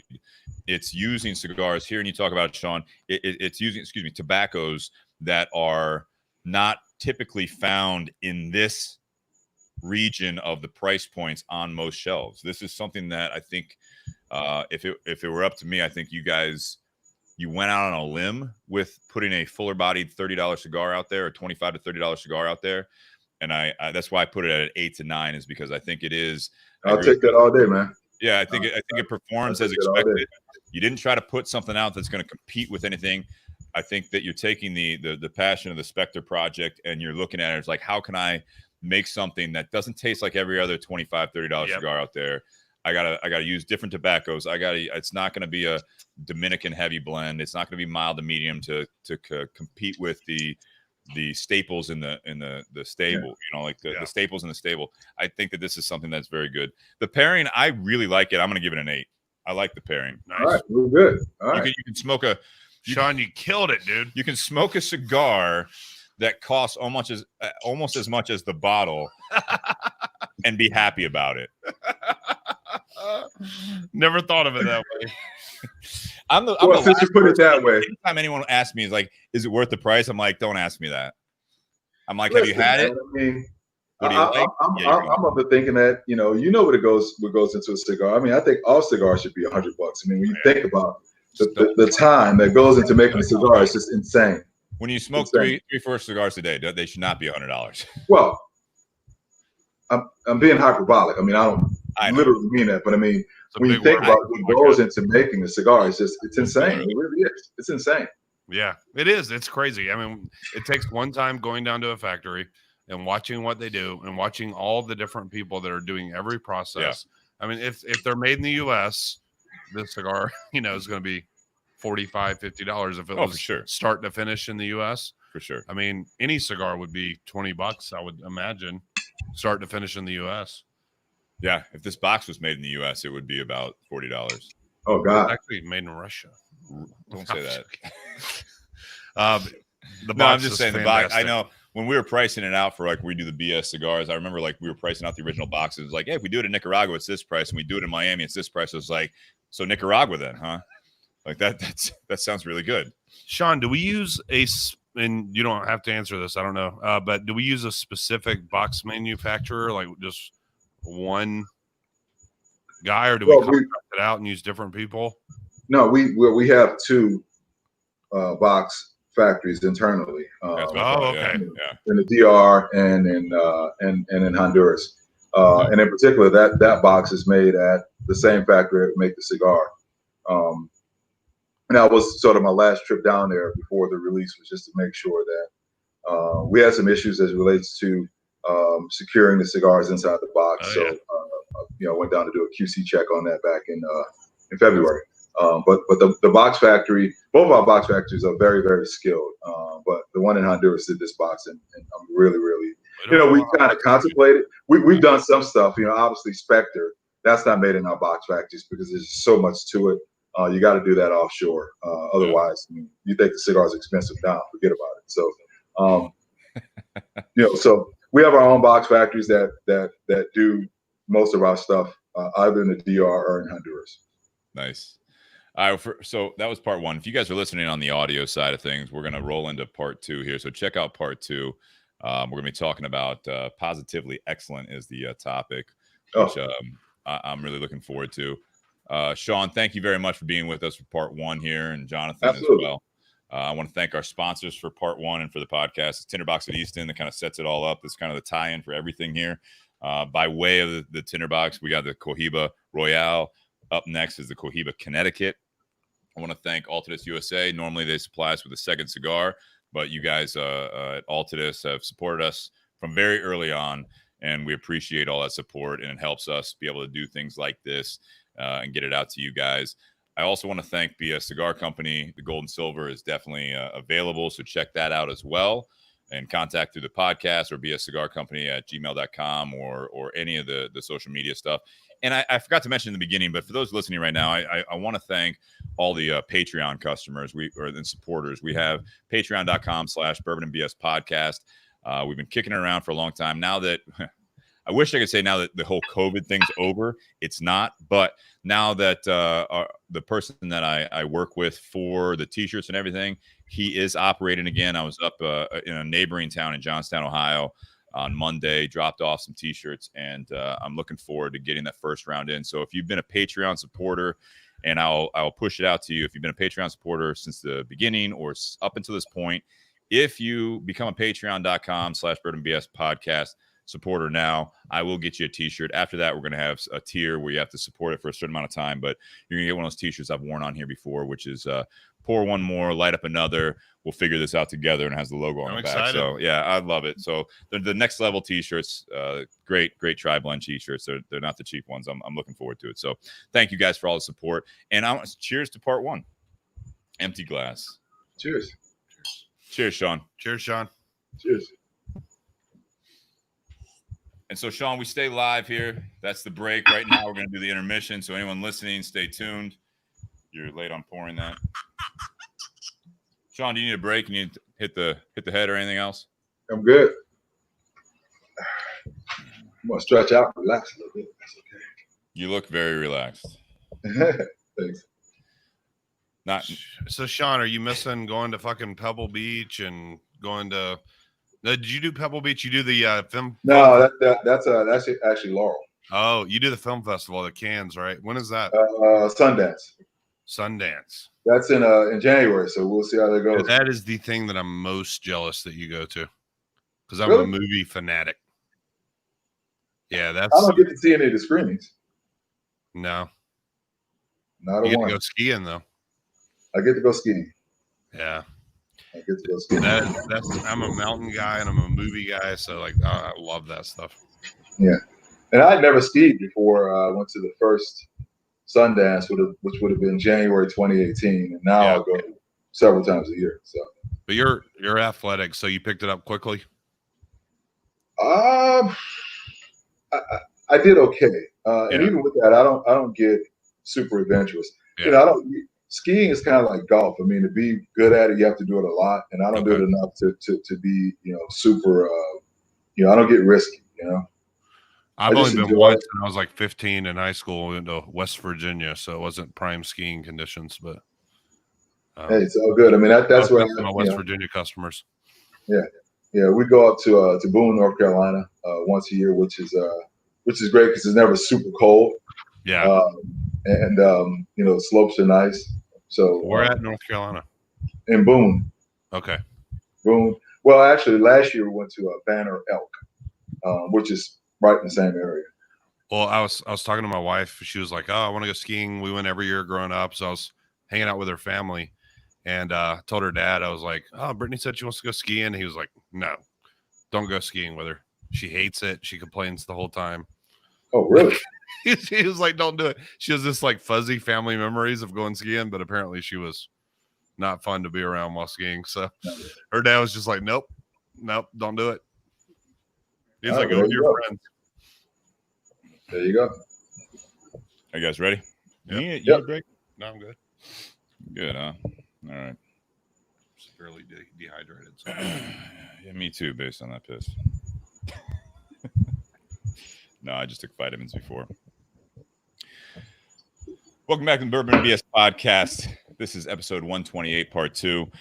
We are still live. If you guys have not listened to the audio of part 1, check that out. We were featuring the Cohiba Royale, which is one of Sean Williams' creations from Cohiba, and we are with Jonathan Herring as well.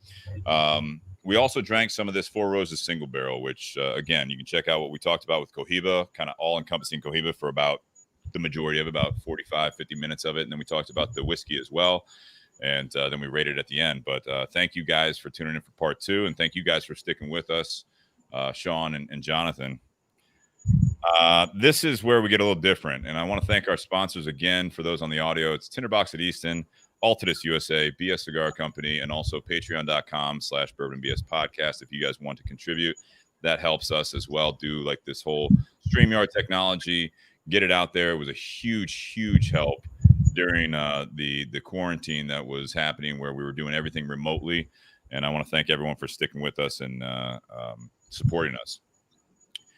Part 2, Sean, if you haven't listened to many of these podcasts, it's where we get a little bit different. This is the after hours. This is the late part of where we sit down with friends, or you're in a cigar shop.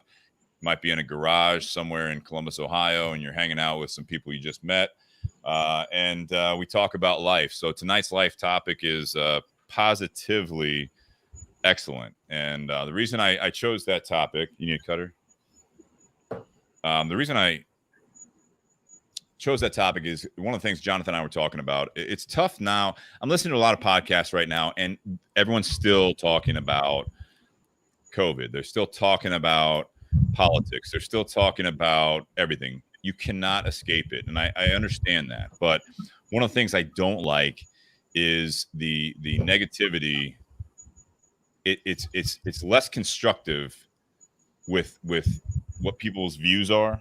It's less constructive with what the actual beliefs might be, and it's less constructive on everyday life, because everyone is, when you go to like social media, which is a big driving force behind podcasts, behind the Facebook Live, behind YouTube Live, all that stuff, is it's all about calling people out, and it's all about saying the other side of, you can tell who supports who supports what, based on the simple fact of that they are basically posting, or when you talk to them, they are saying what the other side, there's multiple sides, but if you want to get that simple, the other side is saying is doing wrong.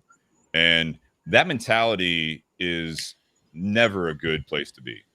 I think that when I think of the reason I framed it as positively excellent is because having you on here, Sean, and Jonathan as well, but with you, Sean, with Cohiba being kind of that lifestyle premier, as you call it, super premium cigars, you have this mystique about you and about the brand, as we talked about in the first part of the podcast, that is a level of excellence that either you can enjoy, you can achieve to, or strive to get to that point where then you can enjoy that, or it's something that in what I was just talking about, the negative side is, I would never smoke or drink that brand or pay that for a whiskey or for a cigar, because I feel like they're pretentious, or I feel like it's something that they're just doing it to get rich, or whatever it might be. It's like this negative stigma. And I think that the positively excellent thing that I want to talk about tonight, and part 2 can go anywhere with this, is because we're still having this Four Roses. I'm still smoking the Royale. You just lit up the Cohiba Connecticut. I think you guys did. But it's just, I don't know where you guys are at on this. I want to get back to the point that throughout all this stuff, it doesn't matter about the election. It doesn't matter about your opinions of COVID. It doesn't matter about what you think. If you should go back to work, you should not go back to work. You should go back to school. You should not go back to school. But it's like, how do we get to a point where the conversation is more constructive than it is at this point? And that's my viewpoint. I don't know if you guys think differently, but it's like, how do we get to the point where it's not it's constant rebuttals, and it's constantly tearing apart the other side of a conversation or a social media post? It's more like, all right, I see what you're saying. This is my viewpoint, and here's why. And I feel like that is the most constructive way to ever have a conversation, whether it's about this shit, it's business, if it's relationships. If you're just constantly with blinders on, and all you do is tell, like, you basically are acting like you already know enough, and you know all you know, and you're not going to listen anymore. I feel that's where we're at.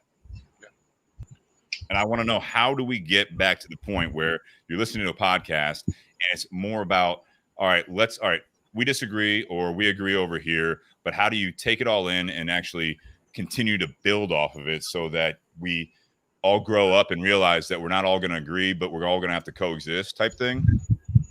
It's funny. So this is kind of out there. I'm reading a book called Ball 4 right now. Ball 4. Written by a guy named Jim Bouton, who was a pitcher in the late 60s. And he basically wrote a book about a year in his life in Major League Baseball. And it's like this famous baseball book. He kind of exposed that everyone was doing greenies and all the shit.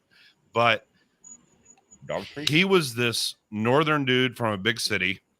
And he basically said, like, you know, and this was during Vietnam. This was during the height of the protests back then.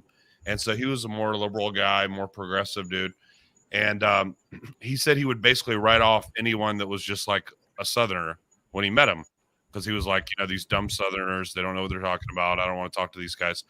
And so he said that they put him as a roommate for all the road trips with this dude from the South. And this guy was very religious. Jim was atheist. This guy was very conservative. Jim was very liberal. And he said, and it just hit me because of what we're going through right now. He said, you know, we didn't necessarily come to an agreement on any of those issues, but what we did is talk to each other enough that we understood each other's viewpoint on the issues, and we understood where each other was coming from. Yeah. And he said the joke was, because they were in Cleveland in a hotel talking for 4 hours one night, you know, after a game. And he said the joke was, if we could just lock everybody up in a hotel in Cleveland, we could all get along. And, not Cleveland. Let's pick a different city. But that was the joke, and I fucking love that, because when you're sitting there with someone in a room and you have to actually talk to them, and you have to sit down, and you're not on Facebook and Twitter and going at each other. They were experiencing the same things we're going through in the late 60s, in a different way, but the same kind of issues. And these guys were two totally different guys, and they got in a room and they actually talked.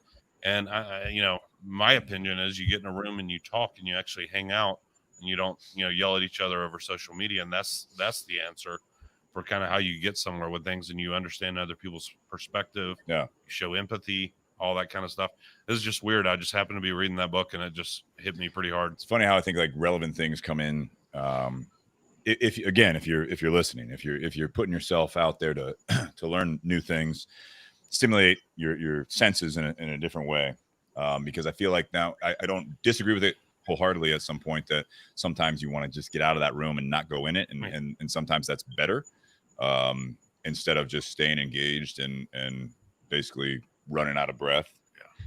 Because again, I think it's a mindset thing, but I like that. It reminds me of, because I'm not very smart, I'm not a big reader. It reminds me of Remember the Titans. Yeah. You know, I think that was a great movie that they did a lot of things on, where it was kind of similar in sports. There you go. That's one thing that we're missing right now, is sports and traveling and all that stuff, is that you meet these people and you have these conversations. But I don't know. I think that sometimes, and someone threw it up there. Who was it? Janny. Of course, Janny did.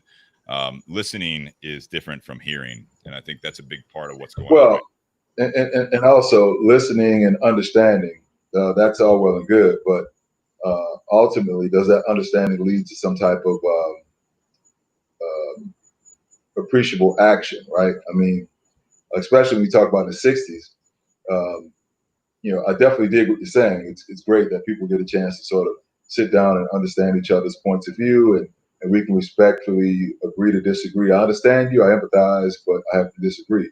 Well, what's the future state of that, right? Like, so when you disagree, does that mean, in particular in the 60s, that people who look like me got a right to vote, Yeah. or had access to adequate school systems, or was able to shop at the same places? So there's it's one thing to understand, and it's one thing to appreciate someone's point of view, but what action comes as a result of that? Because even more so back then, there was a clear dichotomy as to what people had access and were free to do. So it's a little bit more than just. It's great to have that. It's great that cigars and sports and music and other things that, you know, and Jonathan, you know, there's 4 things I think that really, really bring people together. like nothing else in the world. So when you come together around those things, what's the action items that come from that dialogue and from that talking? And if you don't have action items that you walk away from those discussions with, then I don't know if it was very, very fruitful. You know what I mean? I do know what you mean, and I think that's actually a very valid point, because those things I've always said is maybe not so much whiskey, cigars, for those that are listening out there that are cigar smokers. I always will say this, being in the cigar industry before working in it, but just being a part of it, I learned a lot from people of different ages, different races, different walks of life, different class, like, different jobs, all that stuff, different, whatever you make, they're kids, no kids, all that stuff, is that you have that great equalizer. And I think one of the issues that we have right now is that Facebook and having a Facebook account is not a great equalizer. No, that's just what you do. So I think this is something that the art of conversation has been lost, because you're absolutely right, is that I was born in 1980 and born in the suburbs. I grew up religious, if you will. I was raised Lutheran, and it's one of those things that I think that now is looked at. If you don't know me, you look at me on paper, it makes sense to a lot of people, but it's like, I took those as facts. You know what I mean? Like when all the things we're talking about, Sean, of like, in the 60s and everything else, it was like, yeah, that was stupid. I'm glad we got past that. That's my mentality. And so now it's like, you look at what's going on right now, and it's like, we're not past it, but in my world, it was like, yeah, none of that made sense. Like, why would anyone like not be able to go to the same place? Why would not, it was like that naive part of it. Yeah. And I think that we're bringing up a lot of the issues right now that, unfortunately, I feel like are getting to the point where it's getting very, very negative again. To go back to what we're talking about, is that it's almost not only negative against the other people, no matter what you believe or what you're saying or what you're reading. I don't think that it's necessarily oversimplifying it, like I might have done growing up, in the 80s and 90s and everything else, that I didn't get it. I was like, yeah, that's fucking stupid. Like, why would anyone act like that? You know what I mean? And I appreciate my upbringing for that my parents were, saying that stuff. They just, it was part of my upbringing that was a mistake. That's the way history unfolded in the United States. And I don't necessarily get into politics, but I just think that with the positively excellent thing, with the like smoking cigars and everything else, once you're ingrained in it and people get to know you that you smoke cigars, it even goes beyond that whole thing. It's not just a luxury thing. It is, technically smoking a cigar is a luxury hobby. You have to be able to afford it. And I've seen a lot of people over the years, that myself included, that I spent probably more money on cigars or whiskey than I should have. It never got me in trouble, because again, I think I look at that and I'm like, that's fucking stupid. Like, why would you not be able to pay your rent or mortgage because you just bought 18 bottles of whiskey, or you bought like 4 boxes of Cohiba Royales? Not saying you shouldn't. These are great cigars. But we're fine with it, to be honest. The box is big enough to live in. So. My point. You'll figure out rent next month. No, I guess my point is that it's the attitude that people have towards each other. That the majority of people, I feel like they don't listen. They don't have that conversation anymore. The conversation is a monologue, and it's only based on. It's actually based on, in my opinion, not more of what you believe. It's about what you don't believe. And sometimes it closes off the conversation for the greater good. And I think that's what I'm seeing a lot now on social media, on the news, everything else. It's just like, everyone's got a so do you guys remember the Hale Bob people? Yeah. So you had these, I think it was 39 or 40, I don't remember, people that ultimately killed themselves, right? But what they did prior to that, they thought that for some reason they had to wear Nike sneakers, which that was a weird one. Yeah, but taking that out of the equation, white. What were they? Were they like Air Force Ones, or do they have a? I don't remember. I think it was just like the classic. I don't remember the different brands, but at any rate,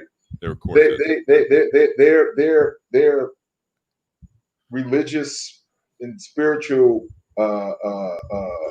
leanings had them thinking that they were going to get telescopes and they were going to all wait for the Hale-Bopp comet to streak across, and trailing behind it was going to be this spaceship that was coming to pick them up. So they all went out and bought these high-powered telescopes, and they looked, and they saw the comet. Lo and behold, there's no spaceship, right? So they go back to the places where they bought these different telescopes, berating the guy that sold them the telescopes, telling them that the telescopes are defective. Dude, that's good. That's good. Because the telescopes are not showing the spaceship that's supposed to pick them up, right?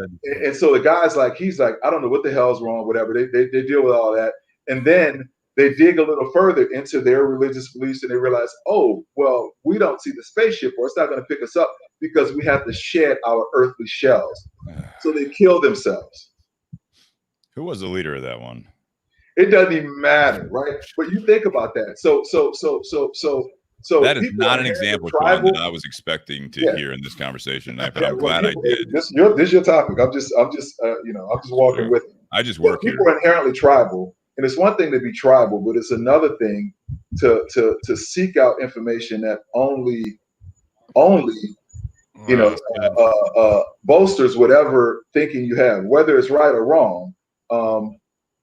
You get to a point where there's no counter argument. Well, seriously, these telescopes must be defective because I don't see the spaceship. There's nothing about my theory that is wrong. This telescope must not be, working properly. So I think it's a very valid point. I think it's very. That's the most extreme example, but we've had examples of that from all kinds of tragedies throughout the annals of history. So what we're experiencing now is not new, and hopefully nothing to the level of that tragedy. But on both sides, people seek out things that inform whatever beliefs they have and shun anything to the contrary. There's no open debate. It's that's a scary place to be as a society. Yeah, it's something that I feel like it might be convictions gone horribly wrong. It's to your point, it's like, it must be the telescope's fault. Must be the telescopes, man. Yeah. There's supposed to be a spaceship. Listen, bro. Like, Listen. There's a whole society of flat earthers. Think about that. Yeah. Well, I mean, Steve's one, so you shouldn't have brought that up. He's a flat earther. Please don't say that on the podcast. Yeah. I think it's got a slight curve to it. I'm a I don't know, man. It's scary when you think about it, man. Especially, Sean, I want to hit back on what you said about. So the conversation is one thing, but action, there has to be actionable, follow up, and I think, like my roommate college year, freshman year was Jewish, and I grew up in a Southern, Pentecostal home. Like, I'd never been around Jewish people. My family never spoke badly of Jewish people.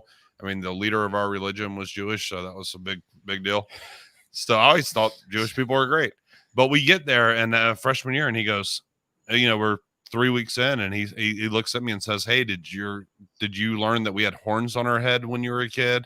Did you learn this? Did you learn that? Did you hear this bad thing about us, that we did this and we did that?"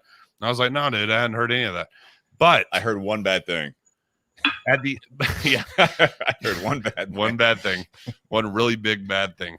But at the end of that year, did I do anything actual? No, but I understood like the plight of like a Jewish kid and like some of the stuff he had gone through, like what his family felt, like the fact that he was scared that I thought that he was some evil person when we were rooming together. That's a problem.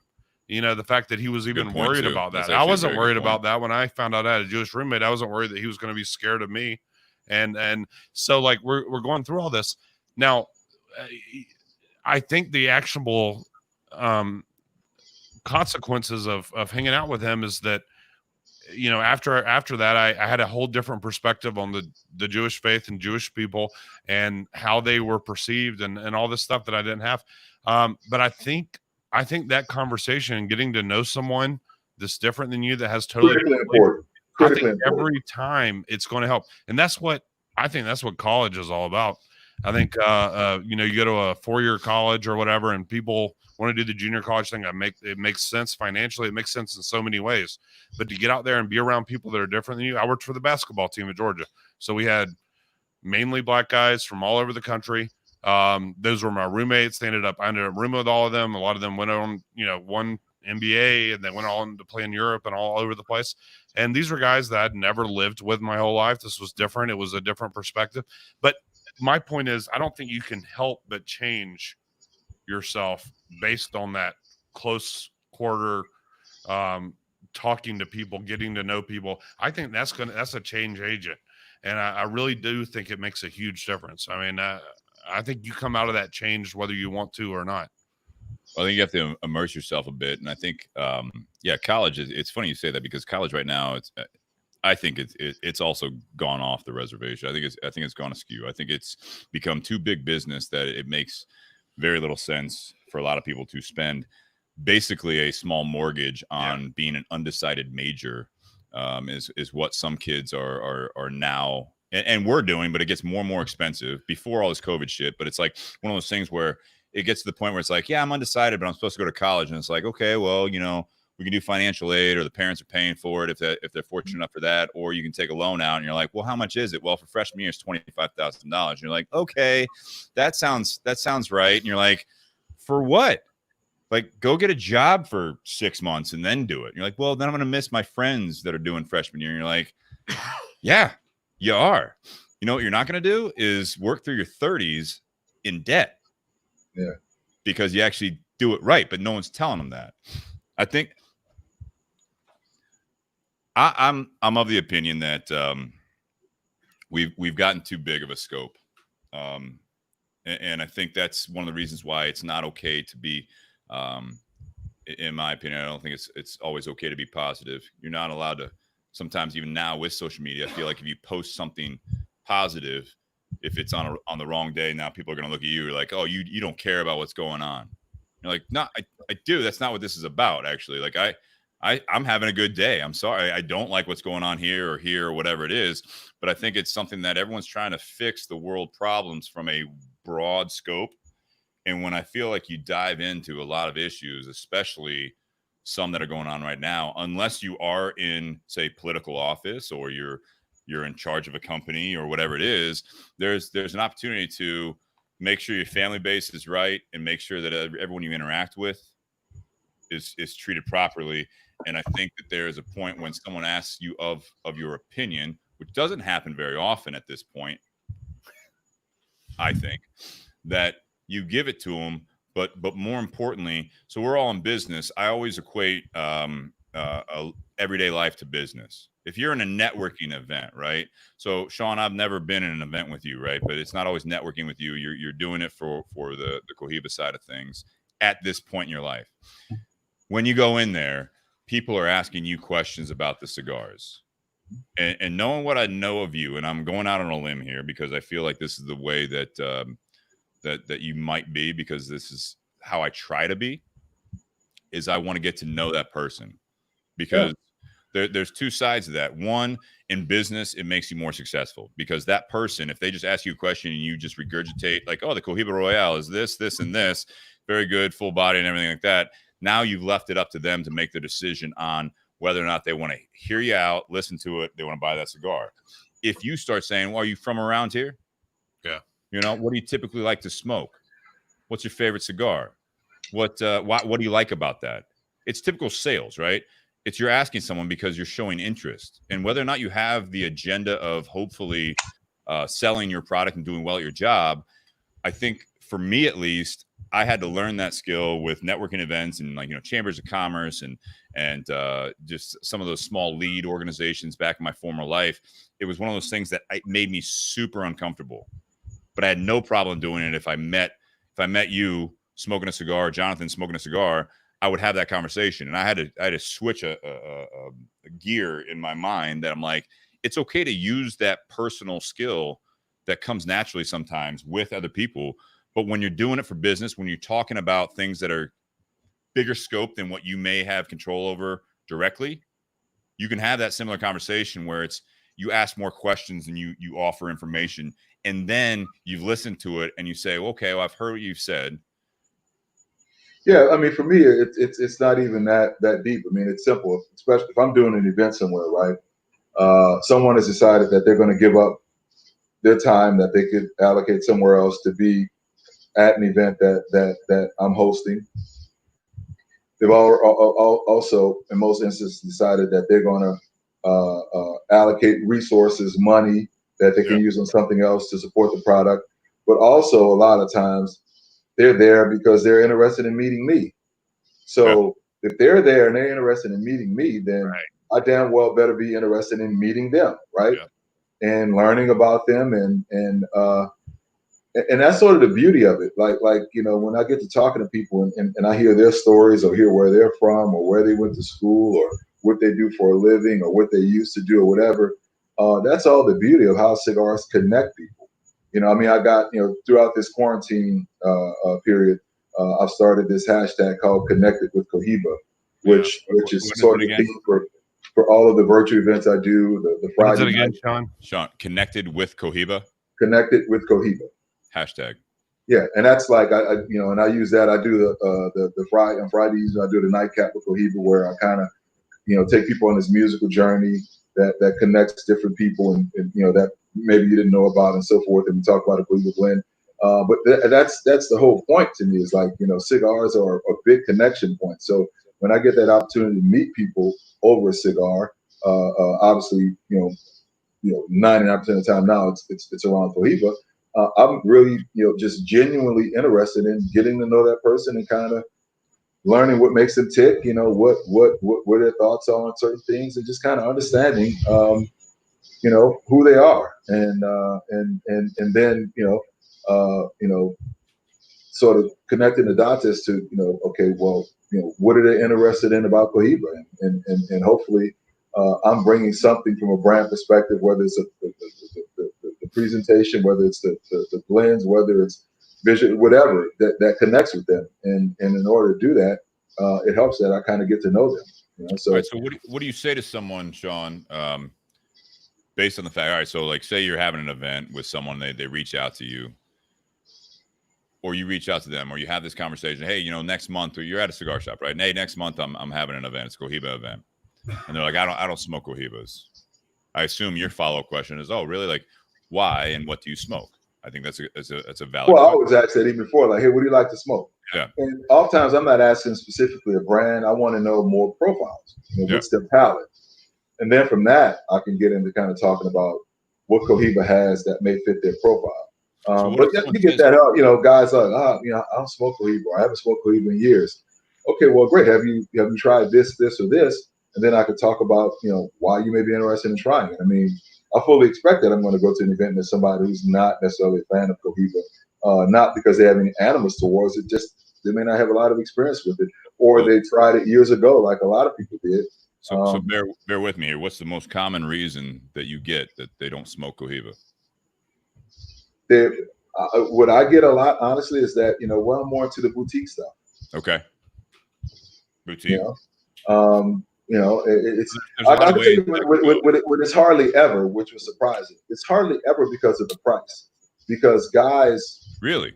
No, because I mean, think about it. I mean, you may not spend 20, 25, 30 bucks on a cigar all the time, but most cigar smokers will do that some of the time. Right. At least once in a while, right? So yeah. So my whole thing is, whether you're a guy who's going to, buy a box of Cohiba, or whether you're going to buy a few week, or whether it's going to be a celebratory cigar, my whole, mission is to, find something in a portfolio that can fit into your rotation, however frequent that may be. And that frequency is different from person to person. Well, Sean, I talk about this all the time. I mean, when I do events, I have the same motivation. My motivation is, if I get a cigar in your hand that you can add into your rotation, I don't need you to smoke it all the time. That's let's say one cigar a week you're going to smoke. You're buying 2 boxes a year from this account now of that cigar. The math works out.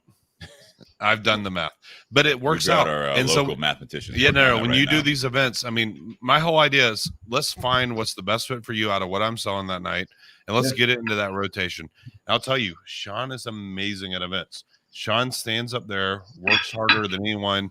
The reps, we have our thing to do, but when he's there, I mean, everyone wants to meet him. He takes enough time with everyone. He's not Ricky. I don't have to drag him away from one guy for an hour. Hey, He's been on the podcast before. You Ricky can't knows I love him. twice. Ricky, I have to drag him away till the next guy because he wants to talk to everyone for 2 hours. Sean is just like hitting everyone up, talking to everyone. Yeah, you He know how loves to work hanging a out with room. people. Yeah, you like to good. talk to everyone. You like to take it all in. He's damn good. I'm a gadfly. What can I say? Yeah. You're the what? I'm a gadfly. What can I say? There you go. All right, so my whole thing with this is all right. So let's translate this. Let's translate this with the positively excellent, because I didn't know where you were going to go with that when you talked about like with the Cohiba brand. So for those that didn't listen to the first part of the podcast or just tuning in now, Cohiba is definitely, as Sean said, a super premium brand. I mean, that is the definition of Cohiba, in my opinion. It is of your portfolio, Jonathan. It is the top echelon of the portfolio. The fact that you can pay a lower price for a Cohiba when we talk about the blue, that's shocking. But we've talked about that as well. My point is that it could go with price. It could go with the fact that I don't like smoking the old stuff. I like boutique, like you said. It's all about having that conversation with that person. And I feel like when it comes to the positively excellent, I feel like sometimes there's a level of, I don't want to spend the money on that. I only like this because they have a mindset of a level of what someone deserves, and I think that's what's going on with a lot of things right now, is that people either feel like they deserve more, they feel like they don't deserve what they have, they feel like they're doing well, but they don't deserve to be that excellent. And my whole thing, and I want to keep reframing this conversation to a point that there is a level of sometimes forced positivity. And I think that a lot of the conversations, if you go into in your instance, Sean, talking about the events, you go in there, you can't be negative, because if someone meets you and you're like, yeah, what are you smoking? And you're like, I'm smoking a House of Emilio cigar. I'm thinking like a boutique one that people like. We don't talk about that a whole lot. And you're like, oh, okay, well, what do you like about it? And you're like, almost like dismiss them out of the gate, or they're smoking a price cigar. It's I'm smoking a Perla Del Mar. And you're like, oh, okay, cool. And there's a lot of times, I think in sales especially, that you just dismiss someone because you've already qualified them walking in the door. This happens in like car sales a lot. You know what I mean? It's that kind of a mentality. I think this is translated to our everyday conversations, in our relationships, in our social media, in our political agenda, in our COVID stuff, everything going on right now. Your personal beliefs are dismissing people because they are walking through the door that don't sync up with you. And I feel like people are missing. I feel like people are missing on all sides of it, only because you don't want to hear why. You don't want to learn anymore. And the biggest thing is that, and when I equate it back to sales, is that if you don't think it's worth your time, because you're not going to convert that person. I think there's so many conversations going on right now on podcasts, in your relationships, in your professional life, in your personal life, in your social media life, that the only objective is to convert someone. And if it's not easy, you're gonna spew. You're gonna have verbal vomit, and you're just gonna unload on that person of, this is what's right, and this is why, and this is what I believe. If you don't believe it, you're fucking dumb, and you are wrong. That's the key for me, is that you're wrong. If you don't smoke, and I know that's not what you're saying, but I'm trying to use the metaphor. If you don't smoke a Cohiba, first of all, you deserve it, and it's a great cigar. If you don't do it, you're wrong. You're smoking the wrong cigar. That's oversimplified to me, and I think that has translated to everyday life. So we see someone, and we might see one belief that they have, and your idea is that you're qualifying them immediately, writing them off as just, this. I think that people follow certain social media accounts just to argue. I think that other people delete social media accounts or delete people out of their lives, or they're friends with them just to argue. and this is the fuel behind it, and that's the spinning of the wheels. I don't think that there's ever really genuine listening. There's not genuine trying to not only understand but make a change in the fact that it's like, all right, so we disagree, we have different viewpoints on whatever it might be. We have a different opinion on what movie we should watch tonight.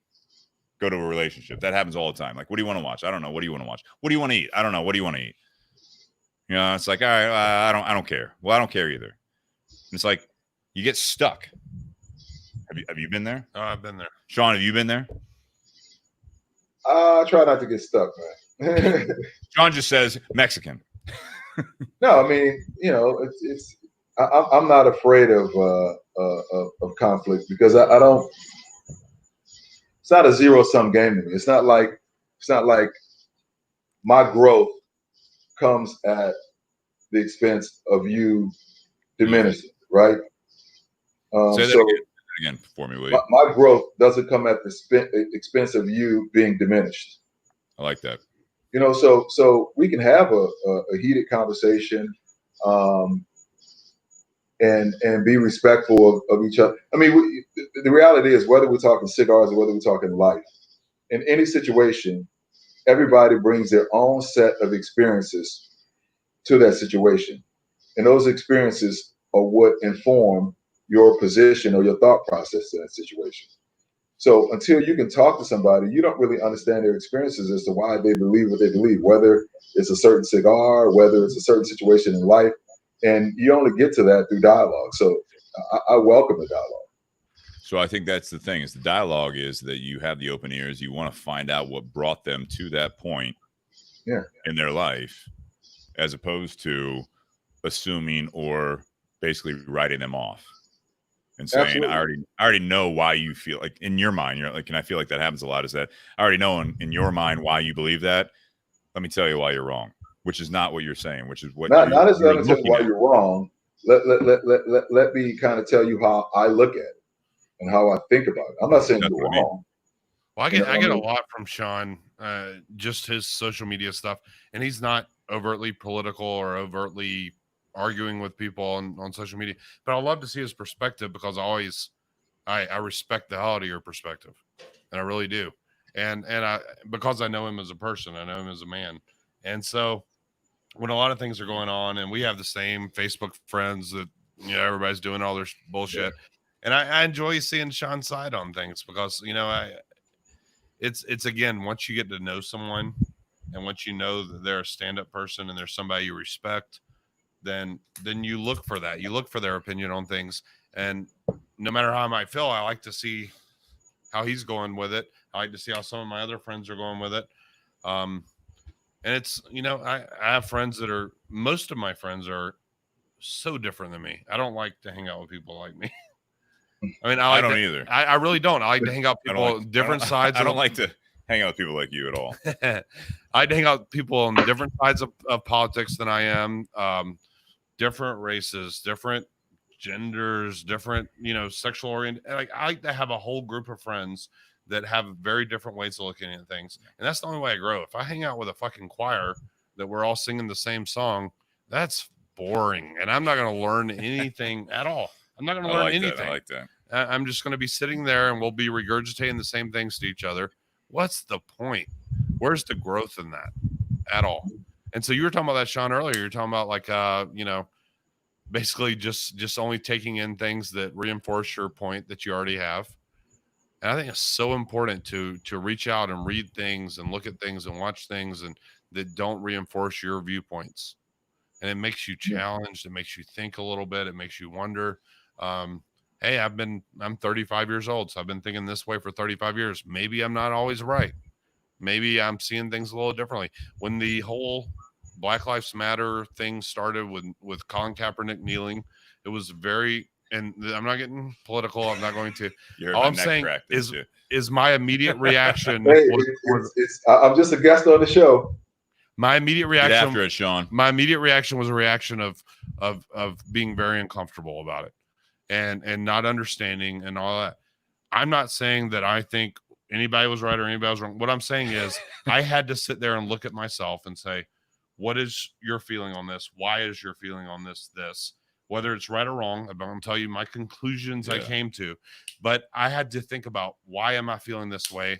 Why do I think this way? And I think it's important. If we just go with our gut reactions, you're never going to grow. You got to sit there and think about and read other perspectives and think about other perspectives. And that's the only way you grow. Well, I think that's something that, like, when you talk about just even education and stuff like that, if you just read one book, if you talk to one person, if you talk to one, like you said, your choir, right? If you just talk to that choir or whatever, you talk to them about whatever the issue is, whether it be what you're talking about or something else, that is a very, very narrow-minded type of a mentality. The better way to approach it when you're talking about this, the positively excellent, is you surround yourself, and I'm going to equate it to this because I'm trying to bring it back to the topic to a point, but I also know that this is the world we're in, is that you will, if you surround yourself with people that are succeeding, you in the way that you want to succeed, whether it be family, whether it be career-wise, whether it be physically, right? You know what I mean? If you surround yourself with the same type of person that is not driving you, then you are not learning. If you surround yourself with people that you know disagree with you just to fuel that side, also that's intentional and it's not okay. If you surround yourself with people, and again, I think this is an internal thing for me, that I want to be challenged. If I'm having a bad day, I've had a couple of too many whiskeys, I want to be challenged because I want to argue. More often than not, and I know I'm not alone in that, more often than not, I want to hear. Somebody sounds like an angry drunk. What are you trying to say, Sean?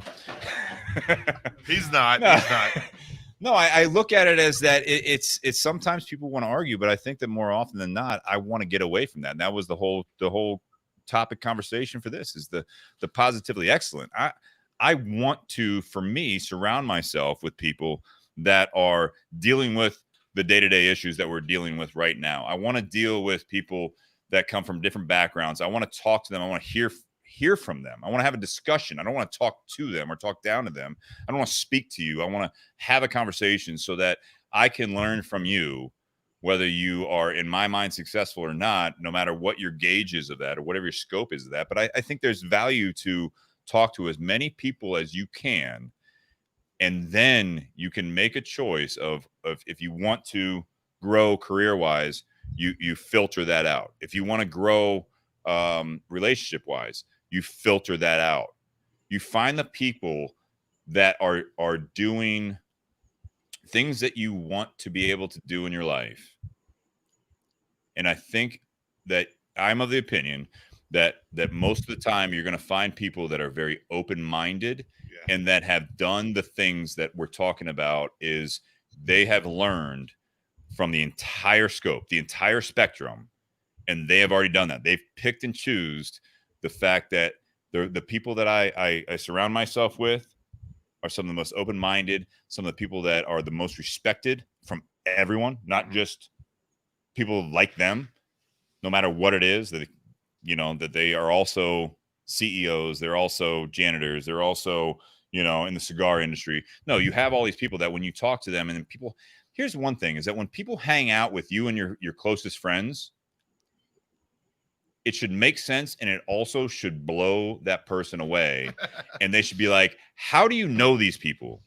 Because this doesn't add up. Did you guys go to high school together? It's like, no, I didn't go to high school together. It's like, so where the fuck did this happen? It's like, well, over the last 10 years, I met this person here. Yeah. I introduced them to this, and this person introduced us to this person. And then all of a sudden, it's like, we're all here. And it's like, well, you come from all different parts of the country or different parts of the world. Yeah, I had a birthday party on Saturday. I think people were blown away by who was there. Yeah. It's a great, I like that. A great group. So, Sean, do you have that kind of, have you had kind of some mentors in the like industry that you've gone to when it comes to things that have kind of grown you, or is it outside the industry? You've been very damn successful. You're running one of the biggest brands in the country. I mean, how has that happened? Is it? Well, certainly I've had mentors and good friends and confidants in the cigar business, and Rick Rodriguez being one. He's the man. Yeah. Jonathan Drew, good buddy of mine, Willie Herrera, Ernie Padilla. I've had a number of guys that I've sort of shared the struggles of the industry with over the last decade and a half, and that I still do. And then you have people outside of the industry, obviously, in other walks of life that you look to. I mean, I think everybody. I remember in high school, I was an all prep football player, and I remember when college coaches would come, to visit the school, talk to my coach, and talk to me, and obviously, they saw the tape, they saw I could play, they saw I was big, and there was always two questions they would ask the coach right while I'm sitting there: how are his grades, and is he coachable? And I've always remembered that. Yeah. So I've always stayed coachable. I mean, everybody has a coach. I mean, Tiger Woods at his zenith was the best golfer on the planet. He had a coach, right? So everybody needs a coach. Everybody needs to stay coachable and needs to be open to criticism and open to feedback and I mean, you're not going to get far, man. If you just constantly sucking from your own exhaust pipe, so to speak. So you have to have people who look to you and call bullshit. And you got some people, right. people around you who feel okay to give you an attaboy.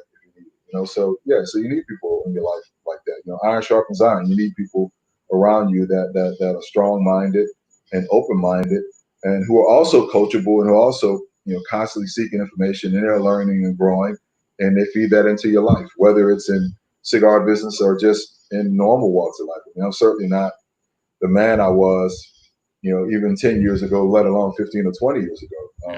You got to be, if something is not growing and learning in some way, it's dying, right? That's the reality. Yeah. So you should always be looking to grow and learn. I think the saying is if you're not growing, you're dead at that point, right? Dying. So Sean, let me ask you this based on the topic conversation and Jonathan's same question. Do you consider yourself a naturally positive person? Honest answer. Yeah, for the most part. For the most I'm part. certainly not a pessimistic person. Okay.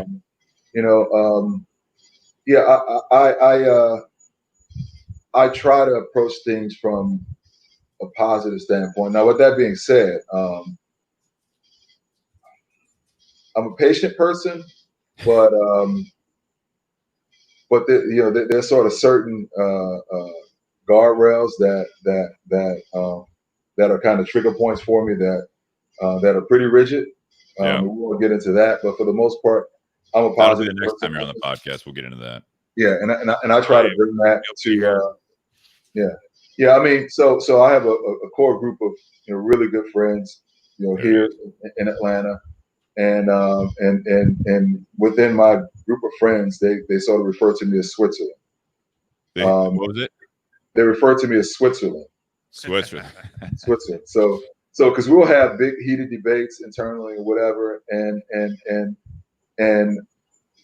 I try to be the one that find the nuggets in the debates and find the commonality, because I think that's how you use those moments to kind of build on, find solutions. I try to live in a solution, like so that's what I like. It's easy. Yeah, it's easy for us to like, oh, this is messed up, or this is that. Okay, so yeah, that's great. What do you do about it? So I think that's what you're saying, that when you said you're a positive person for the most part. Yeah, I'm not Pollyannish. That's the difference. Well, no, yeah, and then you said I try to be, and in my mind, that's what I grab onto. And then when you talked about being the Switzerland, and you're talking about being around your close group of friends, and if they're having this conversation or debate, as you referred to it as, you're sitting back listening. You're like, okay, no, you made a good point. You made a good point, and you try to grow that situation. You try to find, again, the positivity there. You try to find, all right, you guys can be pissed off at each other. You can do that. That's fine. If you guys want to do that, go the fuck ahead. You know what I mean? That's absolutely fine. Yeah. But, we could do something else, and you guys can listen to this part of it. That made sense with what you said, and that made sense with what you said. And you're not trying to make everyone get along necessarily, but you're at least letting. Yeah. Let's be heated. Let's be pissed off, but let's make it productive. Productive. That's the whole point. Yeah. Jonathan, how about you? Would you consider yourself a positive person? He threw out a keyword there, Pollyannish. I think, if anything, I lean towards that. I'm extremely positive. Explain it to those listeners that don't know what that is. Pollyannish is where, you just like, Ned Flanders, holly dilly do, neighbor, like everything's great. Well, we know it's not, everything's great, right? But so just because it's not great doesn't mean it's not fixable. So here's my thing, like, and my wife gets angry at this with great reason. Shout out to your wife, great lady, Brittany Field.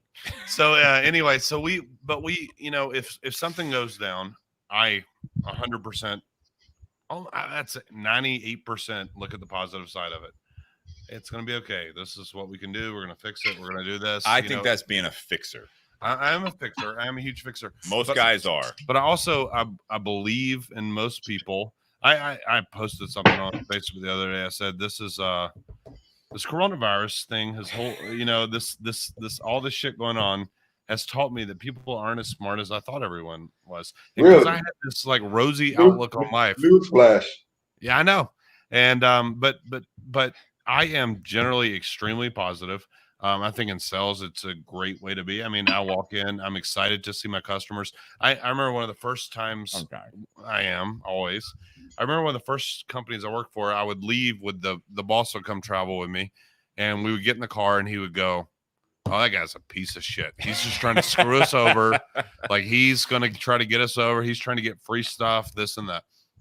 And I remember the next company I worked for, we would leave and the boss would get in and say, "Man, I really like that guy. What a good dude. Like, what a cool shop." And he would come out with the positives of it. I can't, as a salesman, live in the negativity. If I do, it will destroy my job. Like, I've got to, in every shop I go in, find this is what they're doing cool. This is what they're doing different. This is the positive side of it. And my wife gets tired of it because she's like, "I need you to validate my concern. I have a concern about this. Like, ooh, I need that to be validated." That's She's a psychologist, so yeah, it makes sense. That's even tougher. Yeah, but she says, I need you to not gloss over that I have a concern about something, and I'm learning that. And when she has a concern about something, I need to say, "Hey, I understand this is an issue. Here's what I'm proposing we do to fix it, and let's move past it, and let's do it." So there's got to be a combination, but positivity is a thing. I don't know. I was raised in this middle class suburban household where everything always went pretty well. And, I didn't face a lot of trials and tribulations as a kid. I went through everything that everyone else went, but, I am pretty positive, and I love life. I enjoy it. Every day I get up. I'm excited about what I do for a living. I'm excited about seeing my friends on the road. Like, I get to travel and see my buddies and like I said, we had this little birthday party, and I've been in this town for a couple of years now. And I didn't make it. Jesus Christ. Yeah. But we probably had, it was all outside. We were socially distancing. Don't worry. But I probably had 30 or 40 people show up from this little town of 6,000 people. On a rally. Yeah, exactly. Of just people that I've met. And I find the good in all these people. Yeah. And they're people, some of those people are people that people don't like, but man, he's got one thing about him that's really cool. This guy did this, or this guy has one really interesting fact about him. And all I need's something positive to hang on to, and I'll go with it. So Pollyannish, yeah, that's probably me. So I like that, and I envy that in a sense, because it sounds exhausting for your wife. Oh, extremely for her. Yeah. I'm only allowed to have people over like 3 times a year for that. Yeah, that sounds right. Yeah. That sounds right. But again, he's a product of his experiences, right? Exactly. He is. Yeah. I grew up, the total opposite from him. So I have to approach life with a certain, level of pragmatism that, that's inescapable, right? Yeah. So, I get it, Sean, bro. I understand Jonathan's standpoint. I understand yours. And I also, again, grew up in the suburbs and, a nice upbringing, religious. I also had a lot of friends that, in a sense, grew up in from a bullet point standpoint, the same way.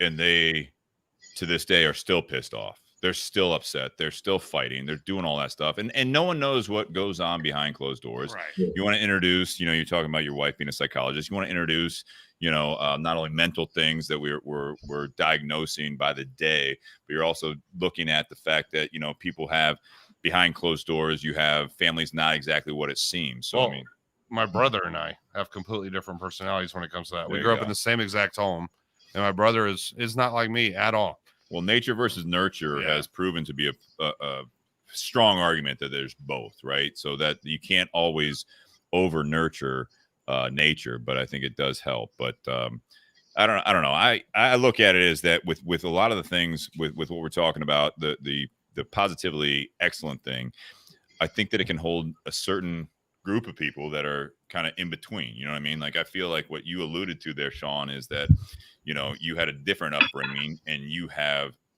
maybe strived to be excellent and be positive. Where Jonathan may not always understand why he's positive and trying to be a fixer, but that's what he is. And I look at it as I'm maybe in the middle of it, is that I have found myself at different periods of time in my life that I have in more recent years pushed myself to be positive.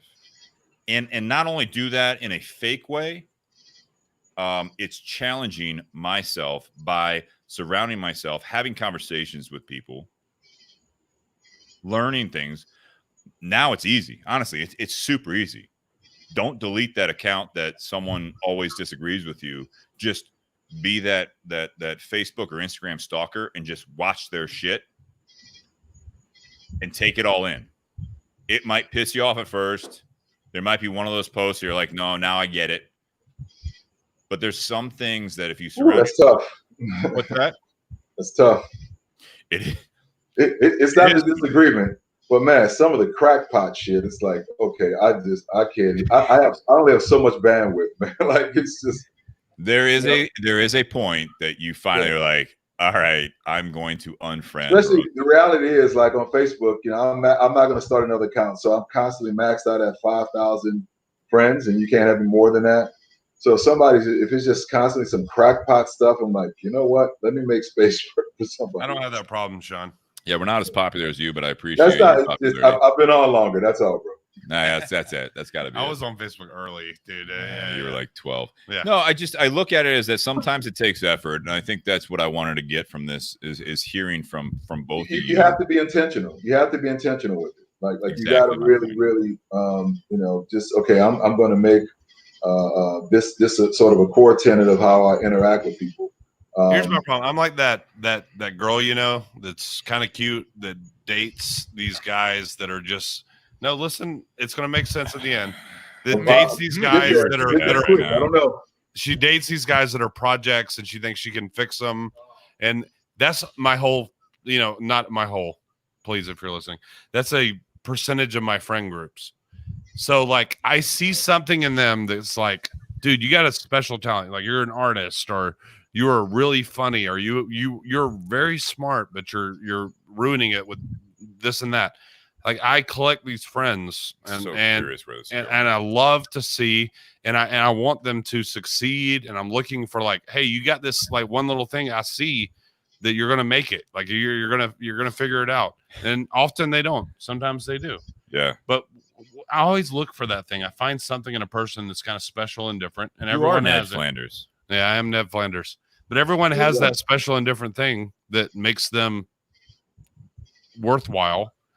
And I try to feed that. I try to help people with that. I try to talk to people, about what they have going. Because I feel like a lot of those people don't have anyone else that's doing that for them. I don't want to say it's no holds barred. I think that at some point that when I think of this, the reason that I wanted to talk about this is because I Sean, I don't know you very well. I mean, I'm happy to have this conversation with you, and I hope that we have many more. I'm actually inspired by the conversation so far. And Jonathan, I've had many conversations with and without alcohol involved. But I look at this is that one of the reasons that when we have the brand ambassador from Cohiba Cigars, I'm going to bring it back to that, is that this is something that I truly believe that no matter where you're at, what you're going through, or what you feel like everyone else is going through, is that first and foremost, I feel like there is something to strive for. Don't be afraid to be successful. I know people in my life that I do surround myself with sometimes that they talk about it. They want to be better. They want to do this. And then when you have conversations with them, and sometimes myself included, internal conversations, is that, this is where I thought I might be. Not talking just about myself. This is where I thought I might be at this point in my life, or it's not where I was, but the reason I'm at this point in my life, it's just like constant justification. And it's like, it's okay to get back to that positive mindset. Surround yourself with someone like Jonathan, surround yourself with someone like Sean, people that are doing well. And then you figure out when you have that conversation with them, they have a completely different mindset on how they interact with people. There's some similarities, but they have a different outlook on life and what is important to them. And again, there's similarities. It brings it back, but there are different approaches. I am one of those people that when I look at all of the things that people are doing, it's easy when this whole quarantine happened that you could just turtle up and just go in your shell and just say, you know what, fuck it. It's just not going to work out. I got to close my business. I got to quit my job. I got to find something else to do, or I'm just going to stay in bed. I don't want to do it anymore. And I don't care if my significant other, I don't have a significant other. There's another reason I feel sorry for myself, or whatever it might be. You just turtle up, and there's a side of it is that, and again, I'm not trying to be something that's boasting this brand, but it's, if I'm going to go into a cigar shop, I don't care if I'm smoking a $3 cigar or I'm smoking a Cohiba, but there is a mental jumpstart that it's okay for someone to look at that Cohiba, look at that $100 bottle of whiskey, and you're like, you know what? I want to get to that point. Now I got to figure out how to get there. I gotta surround myself with people or meet people somehow. Cigar shops are great place for this. Yeah. If you're struggling with a relationship, same way. That's how, Sean. That's how I got into this industry. Was I was smoking cigars, and I was going through marital problems and everything else, and I started going in a cigar shop with a buddy, and I started talking to people that were twice my age. There were people that were 5 years older than me, and they all had gone through this. And see, that's exactly how I got. A lot of people do, yeah. And it's one of those things that it's like this person, they stuck with it, and they are super happy. They're happy they did that, and it was fucking rough. And there's the other person, it's like, I didn't stick with it, and I am miserable. And there's the other person that right in the middle, it's like, we didn't stick with it. We're both happy now. And you listen to everyone. If people could listen to everyone with that mentality, when shit is on the line like that, and you need to make some major life decisions, I think that there's something that with that work, with that striving to be positive, whether it's with the people that are around you now, or if they're bringing you down or they're building you up, you have to have a self-assessment there. That I think that right now, that's I guess where I was going with this is that with this brand, with this mentality of being positively excellent, is that's a good mindset. But it means so many different things no matter what arena you're in and who you're around. But I think that positively excellent thing is something that I look at, and again, I'm not trying to push your cigars on part two. I think of like Cohibas. Wouldn't it be nice to be able to smoke a Cohiba Royale fucking 2 times a day and it didn't mean a thing? Like, it's just like literally like I have so much money right now that I can smoke this on our shelf, $29 cigar 2-3 times a day because that's my favorite cigar, and I can still provide for myself, my family, and everyone else. That's great. Yeah. Not always the case. But a realization that I think that you can find a middle ground, that you can find something that you enjoy, you're happy, and also take care of yourself and people around you. And it's always a constant struggle. It's always a constant growth. you talk about the difference between somebody trying to survive and somebody that's actually trying to thrive. Difference between surviving and thriving, right? That's true. So, I mean, when the world is melting down around us right now between the pandemic, economic uncertainty, whatever, everybody's sort of in survival mode. So that naturally, makes people be more tribal, Yes. look inward, kind of stay within their own cocoon. Point, But Sean. if we get together and we connect and we really, network with each other better, communicate, cigar shops is like, the guy that my contractor who built out my basement. I met him in a cigar shop. The guy that does my alarm. I met him in a cigar shop. I need an attorney. You met them in the cigar shop. That's your network. That's your Absolutely. that's your web, right? And that allows you to get above just surviving, and it allows you to connect with other people that can help you find answers and get problem solved and so forth. And that's when you move from surviving to thriving. And that's how we need to approach society in general. We're a lot better off together than we are apart. Yes, Right sir. now, everybody's just in this sort of, batten down the hatches and let's just survive. And Yeah. at some point, we'll figure out that we need to connect and really work with each other and move from surviving to thriving. But we have a ways to go. Sean, I like that point. Sean, you need to start doing motivational speeches out at the. I'm not that dude. Or again, I got a great T-shirt guy. If you want to do a survive versus thrive type Yeah. T-shirt, I think that's Thrive it. versus So Sean, I'm gonna start hitting you up more. Yeah, you should. I am. Not just for that, just because I miss talking to you. I miss working. Yeah, dude. So we would do events, and Sean and Ricky and Laurel. You do events with them. They work their ass off. This is their time, and you know what? They're getting the same question. They're getting the same responses every time.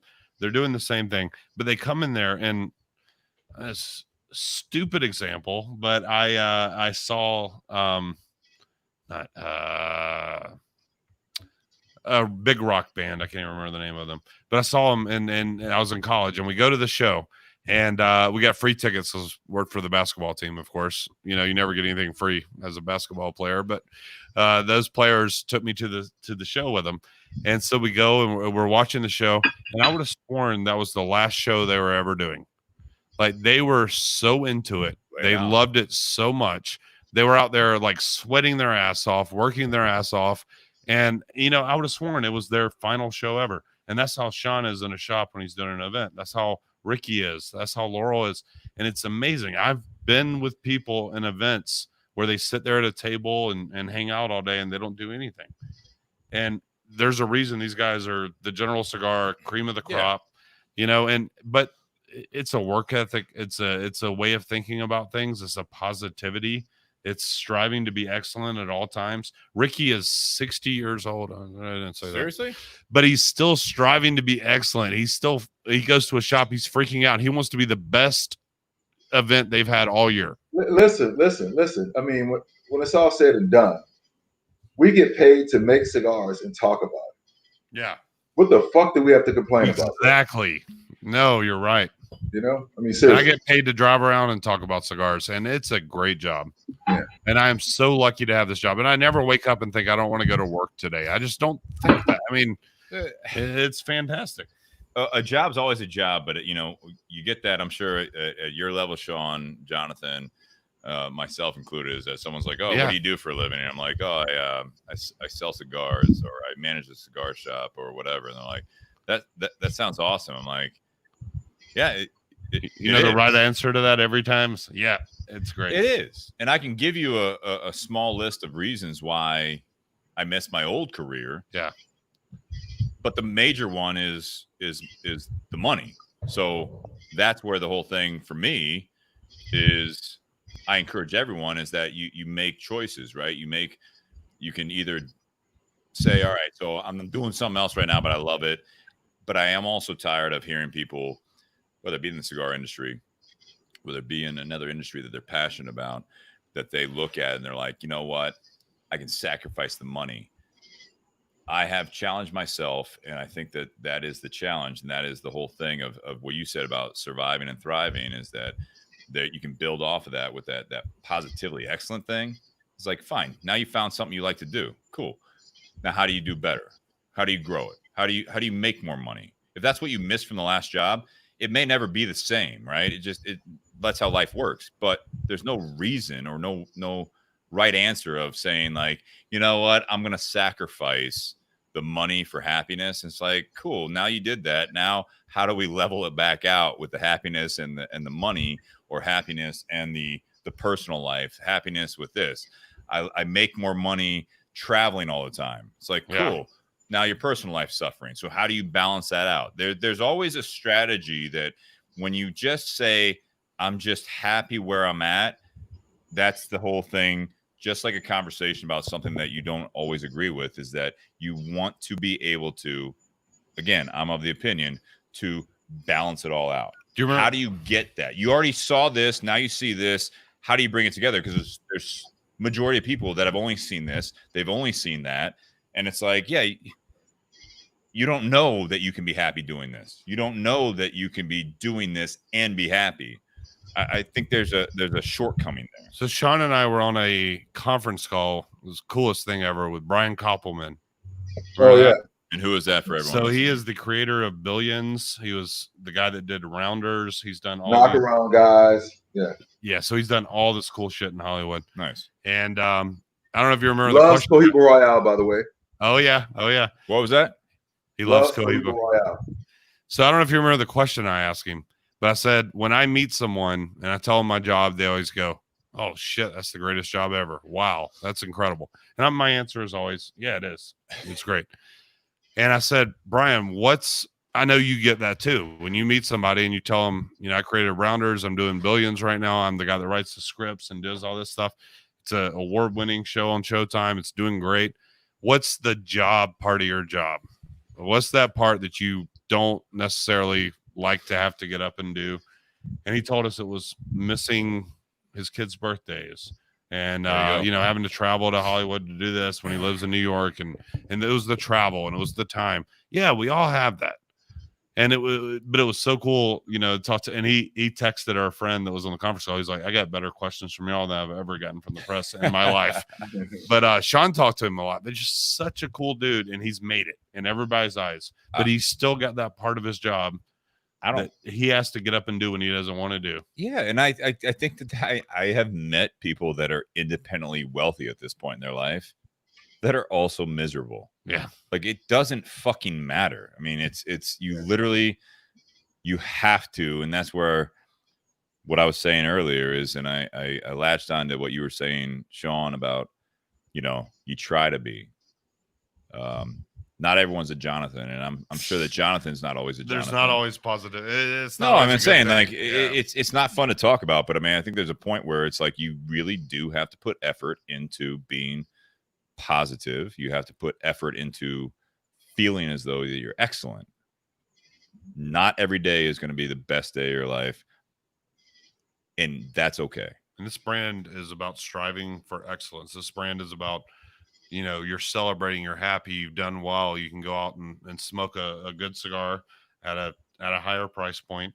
And yeah, I mean, I think you have to figure it out. I think that Cohiba is, in my opinion, going back to the cigar world, there's a podcast I listen to, and there's someone that they own a lot of exotic cars. They've done very well for themselves, and it's one of those things that he had a mentality. I remember this podcast vividly because as a kid of the 80s, it was always like that Lamborghini Countach, right? So like everyone fucking loved that car, right? You know what I mean? That and you got Sean's attention. Magnum PI. He dated himself, man. Yeah. So it's like so many people had that poster up on their wall. They're like, someday I'm going to get that. And they're like, all right, so how much, like, fast forward to now, right? The 2000s, 2010s. I know we're in 20s. I'm not trying to rush it. I'm just saying that there's something that was like, all right, so how much does it cost to lease it? And it's like, no, this person said, he's like, all right, so my goal was, and I stumbled several times.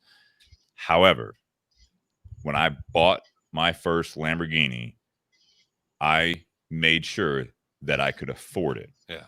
I didn't work out a payment plan that sacrificed anything else. I bought that car. That person bought their car cash. So it's one of those success stories. But the same thing is that same thing. You buy a Cohiba Royale for $29 on our shelf. Buy it with cash. Don't buy it on your credit card. use that as motivation, because sometimes I feel like we have gotten to the point that motivation is lacking way too often, because it's so easy just to overextend yourself and try to live a lifestyle that you're not used to and you shouldn't be in until you get there. And with that, I'm going to go to closing remarks. Sean, Jonathan, this is the point that we do closing remarks on part 2. And again, the topic was positively excellent. So summarize any thoughts that the conversation has brought you to, or if you want to summarize some of your comments, feel free to do that too. I'm not going first. Yeah, I mean, I don't know if I want to summarize my thoughts. I do like that you were what's the word? I guess brave enough to sort of venture into some of this. We didn't obviously didn't get into anything overtly political, nor should we have. But certainly, there's a certain level of lack of care, and there's also a point of foot over the brake pedal. Yeah. Well, I mean, we don't want to alienate any parts of the audience, obviously, and I don't think that was a point to it.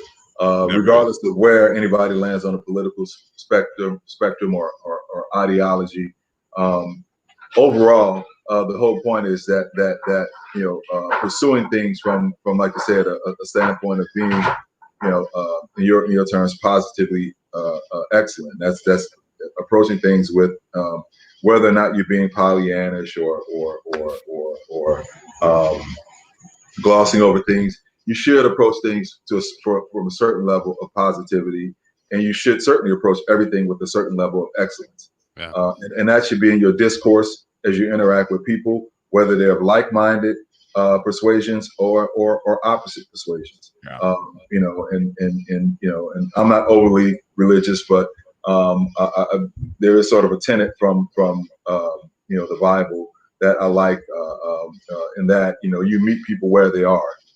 Everybody are where they are for a certain reason, whether it's a position in life, whether it's a thought process or ideology.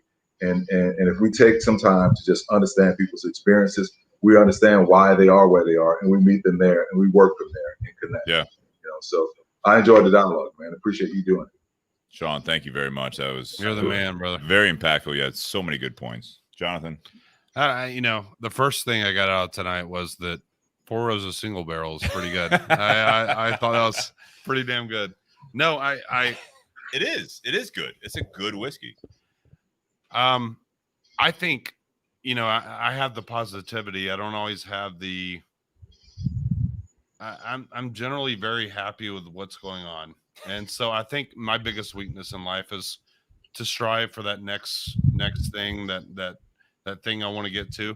I love where I'm at. I love my wife. I love my house that I'm in. I love, all this stuff. So, for me, it's that push to the next level. And I think that's important. And I think it's important for me to surround myself with people like Sean, use him as a sounding board, use guys like Ricky as a sounding board, guys that are always willing to talk to me, guys like Steve that will talk to me anytime. And no, Steve will not. I'm sorry.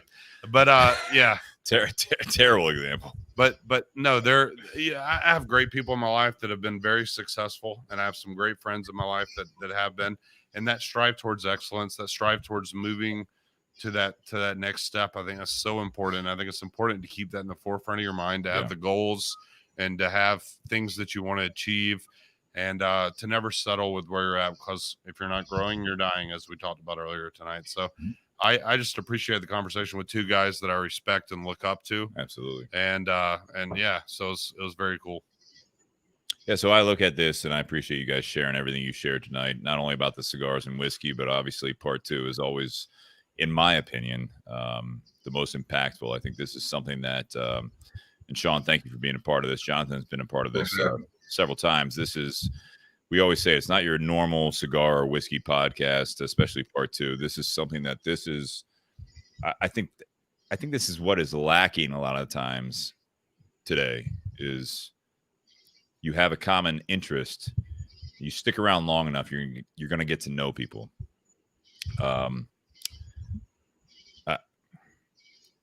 I got to be honest, every week, there's certain levels of my week, depending on how it's going. We do this once a week, every Wednesday. And there's some planning. There's a level of each week, for whatever reason, the type of person I am that I'd rather not do this podcast. And then every week I talk to the people that are a part of it, whether it be people that you've seen on this podcast on a regular basis, like Nate and Dustin, Jake back in the day, Jonathan's been a part of it, Sean first time on, that I am super thankful that I've been a part of something. Because it's not about just the planning. It's not about all that stuff. It's about when you sit down with people, you learn more from them. And that's where I look at this episode with the positively excellent thing is that we've talked about it before. And Sean, you don't know this, is that, with the gym check-ins, it was always that focus thing. I first started that. He works out, if you can't tell, Sean. Really? Sean, I started posting, I don't know, Facebook memories taking me back probably 7 years ago. And I started checking in and I said, focus. And then it was like, whatever I was going through, whatever I was listening to, there would be like some other like saying with it. Sometimes it'd just be focused. Sometimes it would be something funny. Sometimes it'd be something serious, but it was always something where it was like, if I didn't check in, I felt like I wasn't holding myself accountable with the powers that be, everyone else. There was a period of time that people started asking me, like, why are you doing it? Like, they're making fun of you, like, oh, like you in the parking lot, you drove past it, yada, yada, yada. And then all of a sudden I had one person ask me, he's like, hey, can I join you? And then I had a girl ask me, like, hey, can I join you? All of a sudden, like at one point 5 years ago, I had like 4 or 5 people actually coming to the gym. And you're like, okay, there is power to this. Yeah. That positive mentality, but it was always pushing. I had to push myself. And that's where I look at this topic tonight, is that when you're trying to make the best of your day-to-day life, one of the biggest motivators is holding yourself accountable to other people, I feel like. And when you do that, and more importantly, when you stop doing that, you only have yourself to hold accountable. And that doesn't always work. So whether you have a wife, a husband, kids, parents, friends, whatever it might be, business associates, clients, whatever it is, you have to sometimes lean on everyone else to be positively excellent. Because if you only bring it back to yourself, there's a very rare breed that will continue to be successful. More often than not, you will fall into quicksand and you need to reach out for help. And that's where I looked at this topic, is that I wanted people to realize that no matter what's going on right now, keep your ears open, keep your hand out, keep listening to people, and keep surrounding yourself with good people, because I know I can't do it by myself. And I think that doing this podcast every week, smoking cigars, drinking whiskey, hanging out with the people in the garage, hanging out with people that are remote, people that are listening, that are part of the conversation, guys, girls, all ages, everything, that everyone needs a little bit of this to be positive and also to give them that push to be excellent. And so with that, I'm going to thank our sponsors, Tinderbox at Easton, Altadis USA, Bourbon BS, or I'm sorry, not Bourbon BS, BS Cigar Company, patreon.com/Bourbon BS Podcast. Jonathan, Sean, thank you very much. I enjoyed the Connecticut from Cohiba. Sean, thank you so much. Cheers. Thanks for having me, guys. It's been a Hope to have blast. you back. And everyone listening out there, listen to part 1, part 2, and share it, like it, review it. And just, I hope you enjoyed it. So thank you very much. Cheers, everyone. Thanks a lot.